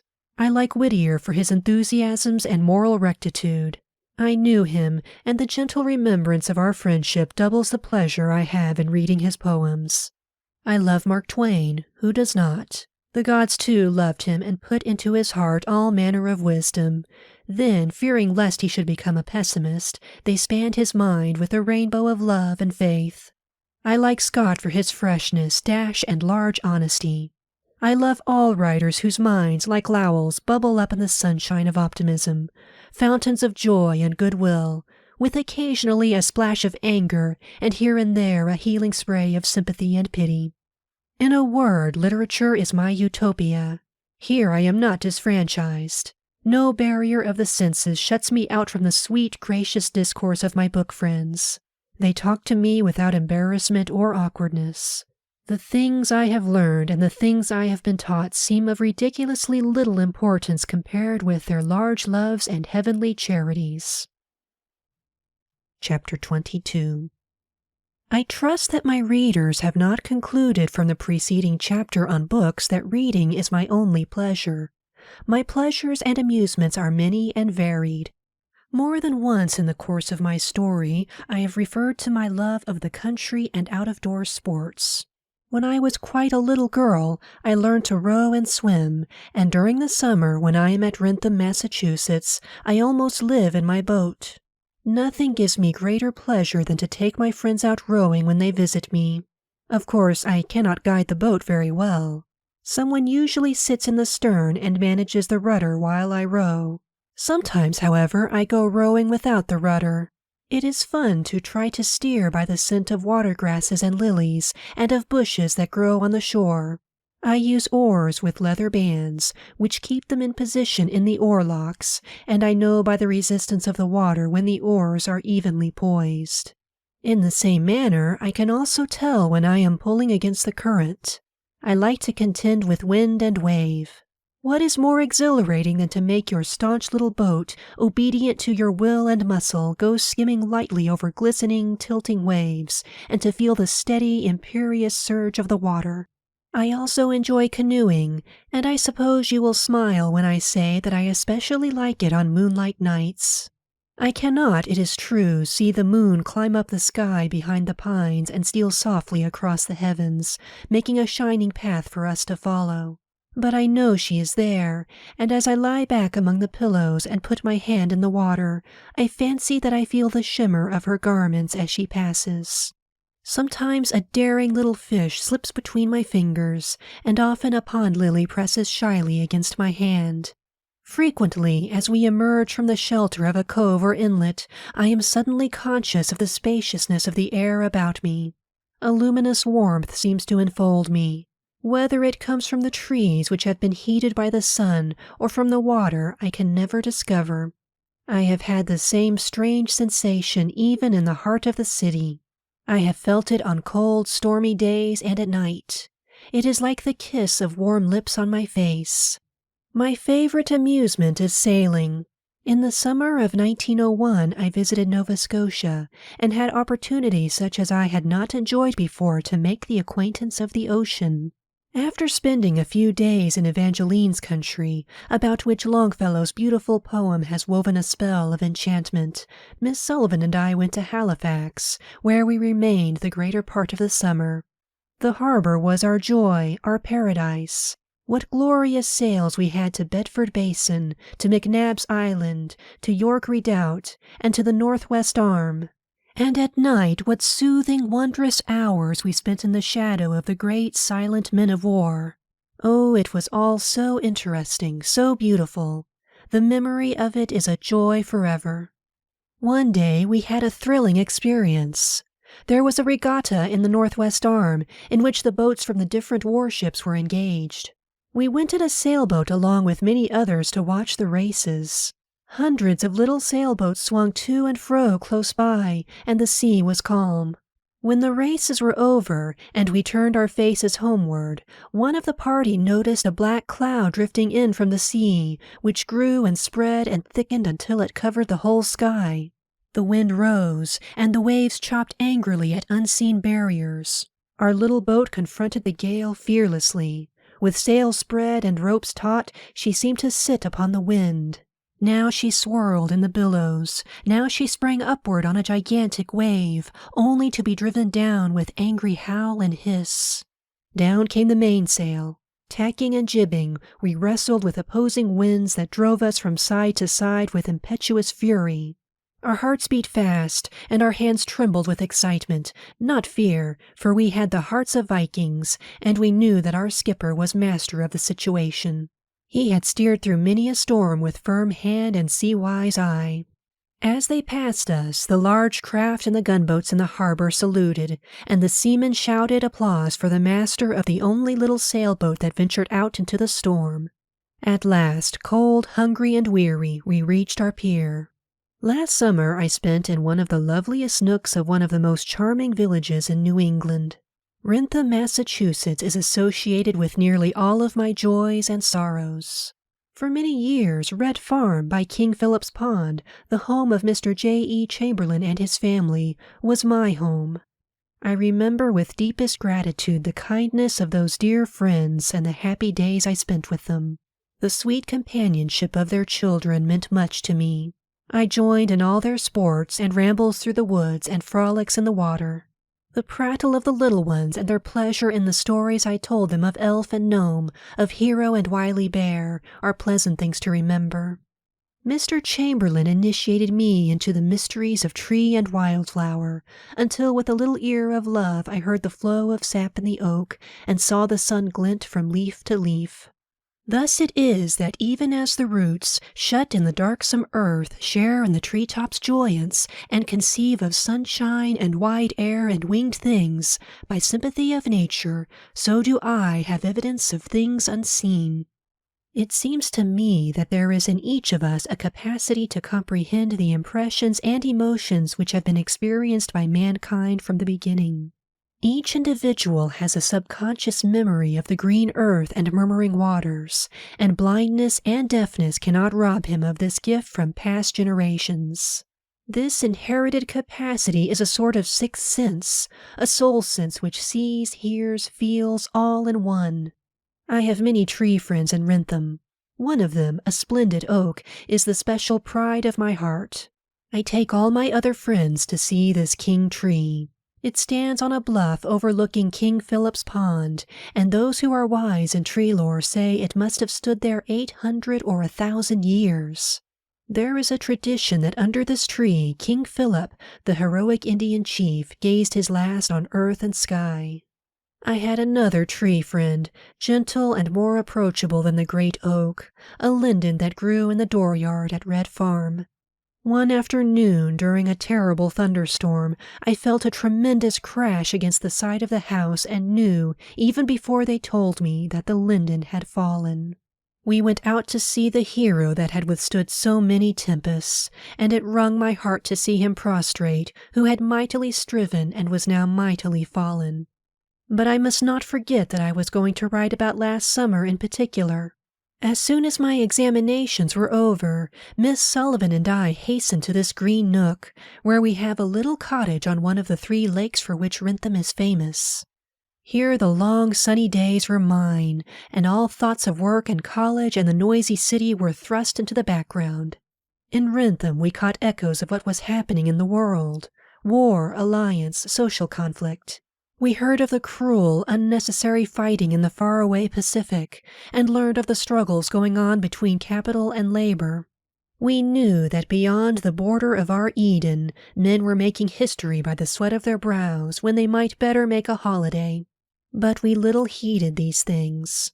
These things would pass away. Here were lakes and woods and broad daisy-starred fields and sweet-breathed meadows, and they shall endure forever. People who think that all sensations reach us through the eye and the ear have expressed surprise that I should notice any difference, except possibly the absence of pavements, between walking in city streets and in country roads. They forget that my whole body is alive to the conditions about me. The rumble and roar of the city smite the nerves of my face, and I feel the ceaseless tramp of an unseen multitude, and the dissonant tumult frets my spirit. The grinding of heavy wagons on hard pavements and the monotonous clangor of machinery are all the more torturing to the nerves if one's attention is not diverted by the panorama that is always present in the noisy streets to people who can see. In the country, one sees only nature's fair works, and one's soul is not saddened by the cruel struggle for mere existence that goes on in the crowded city. Several times I have visited the narrow, dirty streets where the poor live, and I grow hot and indignant to think that good people should be content to live in fine houses and become strong and beautiful, while others are condemned to live in hideous, sunless tenements and grow ugly, withered, and cringing. The children who crowd these grimy alleys, half-clad and underfed, shrink away from your outstretched hand as if from a blow. Dear little creatures, they crouch in my heart and haunt me with a constant sense of pain. There are men and women, too, all gnarled and bent out of shape. I have felt their hard, rough hands and realized what an endless struggle their existence must be, no more than a series of scrimmages, thwarted attempts to do something. Their life seems an immense disparity between effort and opportunity. The sun and the air are God's free gifts to all, we say, but are they so? In yonder city's dingy alleys the sun shines not, and the air is foul. O man, how dost thou forget and obstruct thy brother man, and say, Give us this day our daily bread, when he has none? Oh, would that men would leave the city, its splendor and its tumult and its gold, and return to wood and field and simple, honest living. Then would their children grow stately as noble trees, and their thoughts sweet and pure as wayside flowers. It is impossible not to think of all this when I return to the country after a year of work in town. What a joy it is to feel the soft, springy earth under my feet once more, to follow grassy roads that lead to ferny brooks where I can bathe my fingers in a cataract of rippling notes, or to clamber over a stone wall into green fields that tumble and roll and climb in riotous gladness. Next to a leisurely walk, I enjoy a spin on my tandem bicycle. It is splendid to feel the wind blowing in my face and the springy motion of my iron steed. The rapid rush through the air gives me a delicious sense of strength and buoyancy, and the exercise makes my pulses dance and my heart sing. Whenever it is possible, my dog accompanies me on a walk or ride or sail. I have had many dog friends, huge mastiffs, soft-eyed spaniels, woodwise setters, and honest, homely bull terriers. At present the lord of my affections is one of these bull terriers. He has a long pedigree, a crooked tail, and the drollest phiz in dogdom. My dog friends seem to understand my limitations, and always keep close beside me when I am alone. I love their affectionate ways and the eloquent wag of their tails. When a rainy day keeps me indoors, I amuse myself after the manner of other girls. I like to knit and crochet. I read in the happy-go-lucky way I love, here and there a line, or perhaps I play a game or two of checkers or chess with a friend. I have a special board on which I play these games. The squares are cut out so that the men stand in them firmly. The black checkers are flat and the white ones curved on top. Each checker has a hole in the middle in which a brass knob can be placed to distinguish the king from the commons. The chessmen are of two sizes, the white larger than the black, so that I have no trouble in following my opponent's maneuvers by moving my hands lightly over the board after a play. The jar made by shifting the men from one hole to another tells me when it is my turn. If I happen to be all alone and in an idle mood, I play a game of solitaire of which I am very fond. I use playing cards marked in the upper right-hand corner with braille symbols which indicate the value of the card. If there are children around, nothing pleases me so much as to frolic with them. I find even the smallest child excellent company, and I am glad to say that children usually like me. They lead me about and show me the things they are interested in. Of course, the little ones cannot spell on their fingers, but I manage to read their lips. If I do not succeed, they resort to dumb show. Sometimes I make a mistake and do the wrong thing. A burst of childish laughter greets my blunder, and the pantomime begins all over again. I often tell them stories or teach them a game, and the winged hours depart and leave us good and happy. Museums and art stores are also sources of pleasure and inspiration. Doubtless it will seem strange to many that the hand unaided by sight can feel action, sentiment, beauty in the cold marble. And yet it is true that I derive genuine pleasure from touching great works of art. As my fingertips trace line and curve, they discover the thought and emotion which the artist has portrayed. I can feel in the faces of gods and heroes hate, courage, and love, just as I can detect them in living faces I am permitted to touch. I feel in Diana's posture the grace and freedom of the forest, and the spirit that tames the mountain lion and subdues the fiercest passions. My soul delights in the repose and gracious curves of the Venus, and in Barr's bronzes the secrets of the jungle are revealed to me. A medallion of Homer hangs on the wall of my study, conveniently low, so that I can easily reach it and touch the beautiful, sad face with loving reverence. How well I know each line in that majestic brow, tracks of life and bitter evidence of struggle and sorrow. Those sightless eyes seeking, even in the cold plaster, for the light and the blue skies of his beloved Hellas, but seeking in vain. That beautiful mouth, firm and true and tender. It is the face of a poet, and of a man acquainted with sorrow. Ah, how well I understand his deprivation, the perpetual night in which he dwelt. Oh, dark, dark amid the blaze of noon, irrecoverably dark, total eclipse without all hope of day. In imagination I can hear Homer singing, as with unsteady, hesitating steps he gropes his way from camp to camp, singing of life, of love, of war, of the splendid achievements of a noble race. It was a wonderful, glorious song, and it won the blind poet an immortal crown, the admiration of all ages. I sometimes wonder if the hand is not more sensitive to the beauties of sculpture than the eye. I should think the wonderful rhythmical flow of lines and curves could be more subtly felt than seen. Be this as it may, I know that I can feel the heartthrobs of the ancient Greeks and their marble gods and goddesses. Another pleasure, which comes more rarely than the others, is going to the theater. I enjoy having a play described to me while it is being acted on the stage far more than reading it, because then it seems as if I were living in the midst of stirring events. It has been my privilege to meet a few great actors and actresses who have the power of so bewitching you that you forget time and place and live again in the romantic past. I have been permitted to touch the face and costume of Miss Ellen Terry as she impersonated our ideal of a queen, and there was about her that divinity that hedges sublimest woe. Beside her stood Sir Henry Irving, wearing the symbols of kingship, and there was majesty of intellect in his every gesture and attitude, and the royalty that subdues and overcomes in every line of his sensitive face. In the king's face, which he wore as a mask, there was a remoteness and inaccessibility of grief which I shall never forget. I also know Mr. Jefferson. I am proud to count him among my friends. I go to see him whenever I happen to be where he is acting. The first time I saw him act was while at school in New York. He played Rip Van Winkle. I had often read the story, but I had never felt the charm of Rip's slow, quaint, kind ways as I did in the play. Mr. Jefferson's beautiful, pathetic representation quite carried me away with delight. I have a picture of old Rip in my fingers which they will never lose.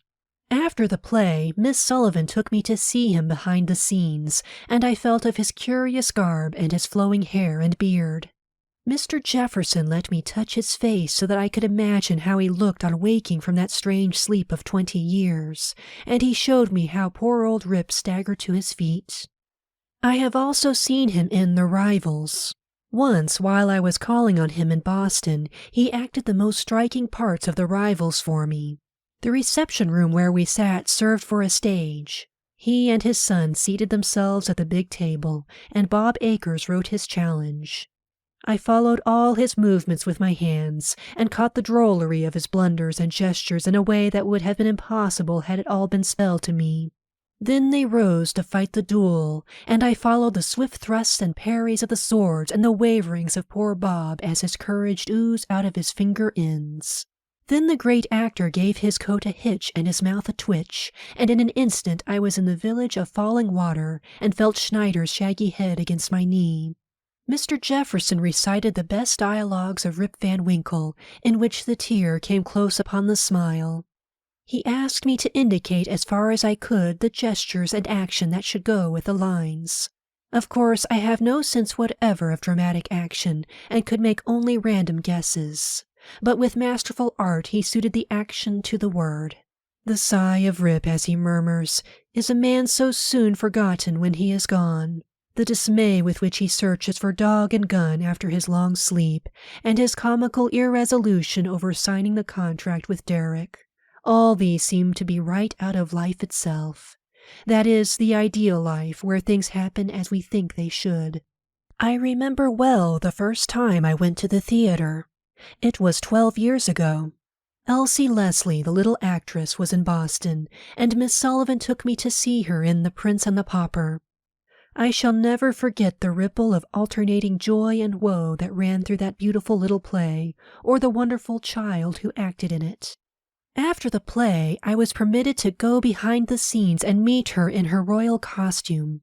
It would have been hard to find a lovelier or more lovable child than Elsie, as she stood with a cloud of golden hair floating over her shoulders, smiling brightly, showing no signs of shyness or fatigue, though she had been playing to an immense audience. I was only just learning to speak, and had previously repeated her name until I could say it perfectly. Imagine my delight when she understood the few words I spoke to her, and without hesitation stretched her hand to greet me. Is it not true, then, that my life with all its limitations touches at many points the life of the world beautiful? Everything has its wonders, even darkness and silence, and I learned, whatever state I may be in, therein to be content. Sometimes, it is true, a sense of isolation enfolds me like a cold mist as I sit alone and wait at life's shut gate. Beyond there is light and music and sweet companionship, but I may not enter. Fate, silent, pitiless, bars the way. Fain would I question his imperious decree, for my heart is still undisciplined and passionate. But my tongue will not utter the bitter, futile words that rise to my lips, and they fall back into my heart like unshed tears. Silence sits immense upon my soul. Then comes hope with a smile and whispers, "There is joy in self-forgetfulness." So I try to make the light in others' eyes my sun, the music in others' ears my symphony, the smile on others' lips my happiness. Chapter 23. Would that I could enrich this sketch with the names of all those who have ministered to my happiness. Some of them would be found written in our literature and dear to the hearts of many, while others would be wholly unknown to most of my readers. But their influence, though it escapes fame, shall live immortal in the lives that have been sweetened and ennobled by it. Those are red-letter days in our lives when we meet people who thrill us like a fine poem, people whose handshake is brimful of unspoken sympathy, and whose sweet, rich natures impart to our eager, impatient spirits a wonderful restfulness which, in its essence, is divine. The perplexities, irritations, and worries that have absorbed us pass like unpleasant dreams, and we wake to see with new eyes and hear with new ears the beauty and harmony of God's real world. The solemn nothings that fill our everyday life blossom suddenly into bright possibilities. In a word, while such friends are near us, we feel that all is well. Perhaps we never saw them before, and they may never cross our life's path again, but the influence of their calm, mellow natures is a libation poured upon our discontent, and we feel its healing touch, as the ocean feels the mountain stream freshening its brine. I have often been asked, "Do not people bore you?" I do not understand quite what that means. I suppose the calls of the stupid and curious, especially of newspaper reporters, are always inopportune. I also dislike people who try to talk down to my understanding. They are like people who, when walking with you, try to shorten their steps to suit yours. The hypocrisy in both cases is equally exasperating. The hands of those I meet are dumbly eloquent to me. The touch of some hands is an impertinence. I have met people so empty of joy that when I clasped their frosty fingertips, it seemed as if I were shaking hands with a northeast storm. Others there are whose hands have sunbeams in them, so that their grasp warms my heart. It may be only the clinging touch of a child's hand, but there is as much potential sunshine in it for me as there is in a loving glance for others. A hearty handshake or a friendly letter gives me genuine pleasure. I have many far-off friends whom I have never seen. Indeed, they are so many that I have often been unable to reply to their letters. But I wish to say here that I am always grateful for their kind words, however insufficiently I acknowledge them. I count it one of the sweetest privileges of my life to have known and conversed with many men of genius. Only those who knew Bishop Brooks can appreciate the joy his friendship was to those who possessed it. As a child, I loved to sit on his knee and clasp his great hand with one of mine, while Miss Sullivan spelled into the other his beautiful words about God and the spiritual world. I heard him with a child's wonder and delight. My spirit could not reach up to his, but he gave me a real sense of joy in life, and I never left him without carrying away a fine thought that grew in beauty and depth of meaning as I grew. Once, when I was puzzled to know why there were so many religions, he said, "There is one universal religion, Helen, the religion of love. Love your heavenly Father with your whole heart and soul. Love every child of God as much as ever you can, and remember that the possibilities of good are greater than the possibilities of evil, and you have the key to heaven." And his life was a happy illustration of this great truth. In his noble soul, love and widest knowledge were blended with faith that had become insight. He saw God in all that liberates and lifts, in all that humbles, sweetens, and consoles. Bishop Brooks taught me no special creed or dogma, but he impressed upon my mind two great ideas, the fatherhood of God and the brotherhood of man, and made me feel that these truths underlie all creeds and forms of worship. God is love. God is our Father.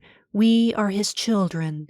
Therefore the darkest clouds will break, and though right be worsted, wrong shall not triumph. I am too happy in this world to think much about the future, except to remember that I have cherished friends awaiting me there in God's beautiful somewhere. In spite of the lapse of years, they seem so close to me that I should not think it strange if at any moment they should clasp my hand and speak words of endearment as they used to before they went away. Since Bishop Brooks died, I have read the Bible through, also some philosophical works on religion, among them Swedenborg's Heaven and Hell and Drummond's Ascent of Man, and I have found no creed or system more soul-satisfying than Bishop Brooks' Creed of Love. I knew Mr. Henry Drummond, and the memory of his strong, warm handclasp is like a benediction. He was the most sympathetic of companions. He knew so much and was so genial that it was impossible to feel dull in his presence. I remember well the first time I saw Dr. Oliver Wendell Holmes. He had invited Miss Sullivan and me to call on him one Sunday afternoon. It was early in the spring, just after I had learned to speak. We were shown at once to his library, where we found him seated in a big armchair by an open fire which glowed and crackled on the hearth, thinking, he said, of other days. "And listening to the murmur of the River Charles," I suggested. "Yes," he replied, "the Charles has many dear associations for me." There was an odor of print and leather in the room which told me that it was full of books, and I stretched out my hand instinctively to find them.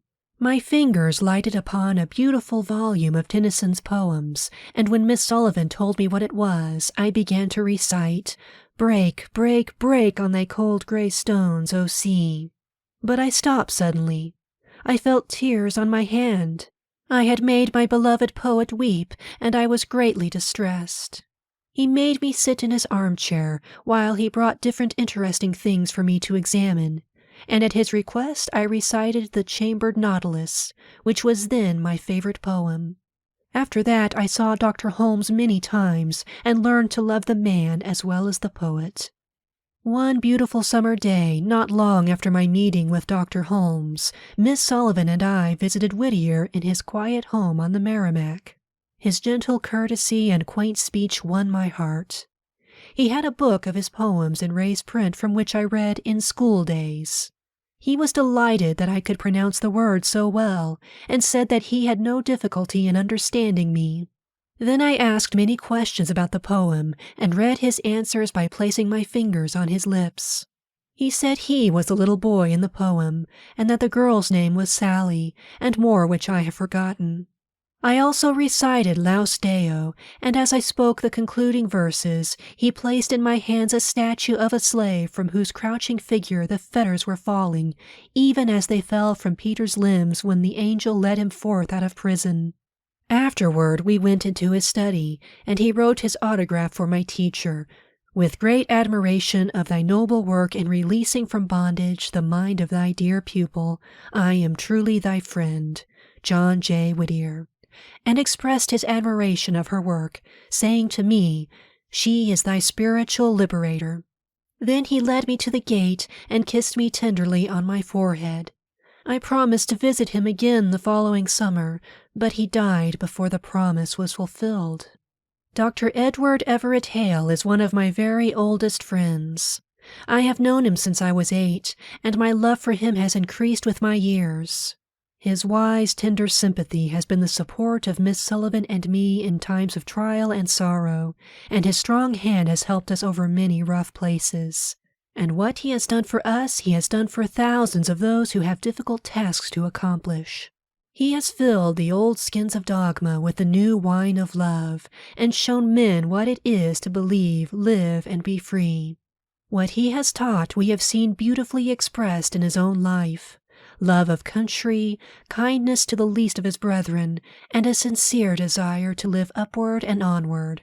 He has been a prophet and an inspirer of men, and a mighty doer of the word, the friend of all his race. God bless him. I have already written of my first meeting with Dr. Alexander Graham Bell.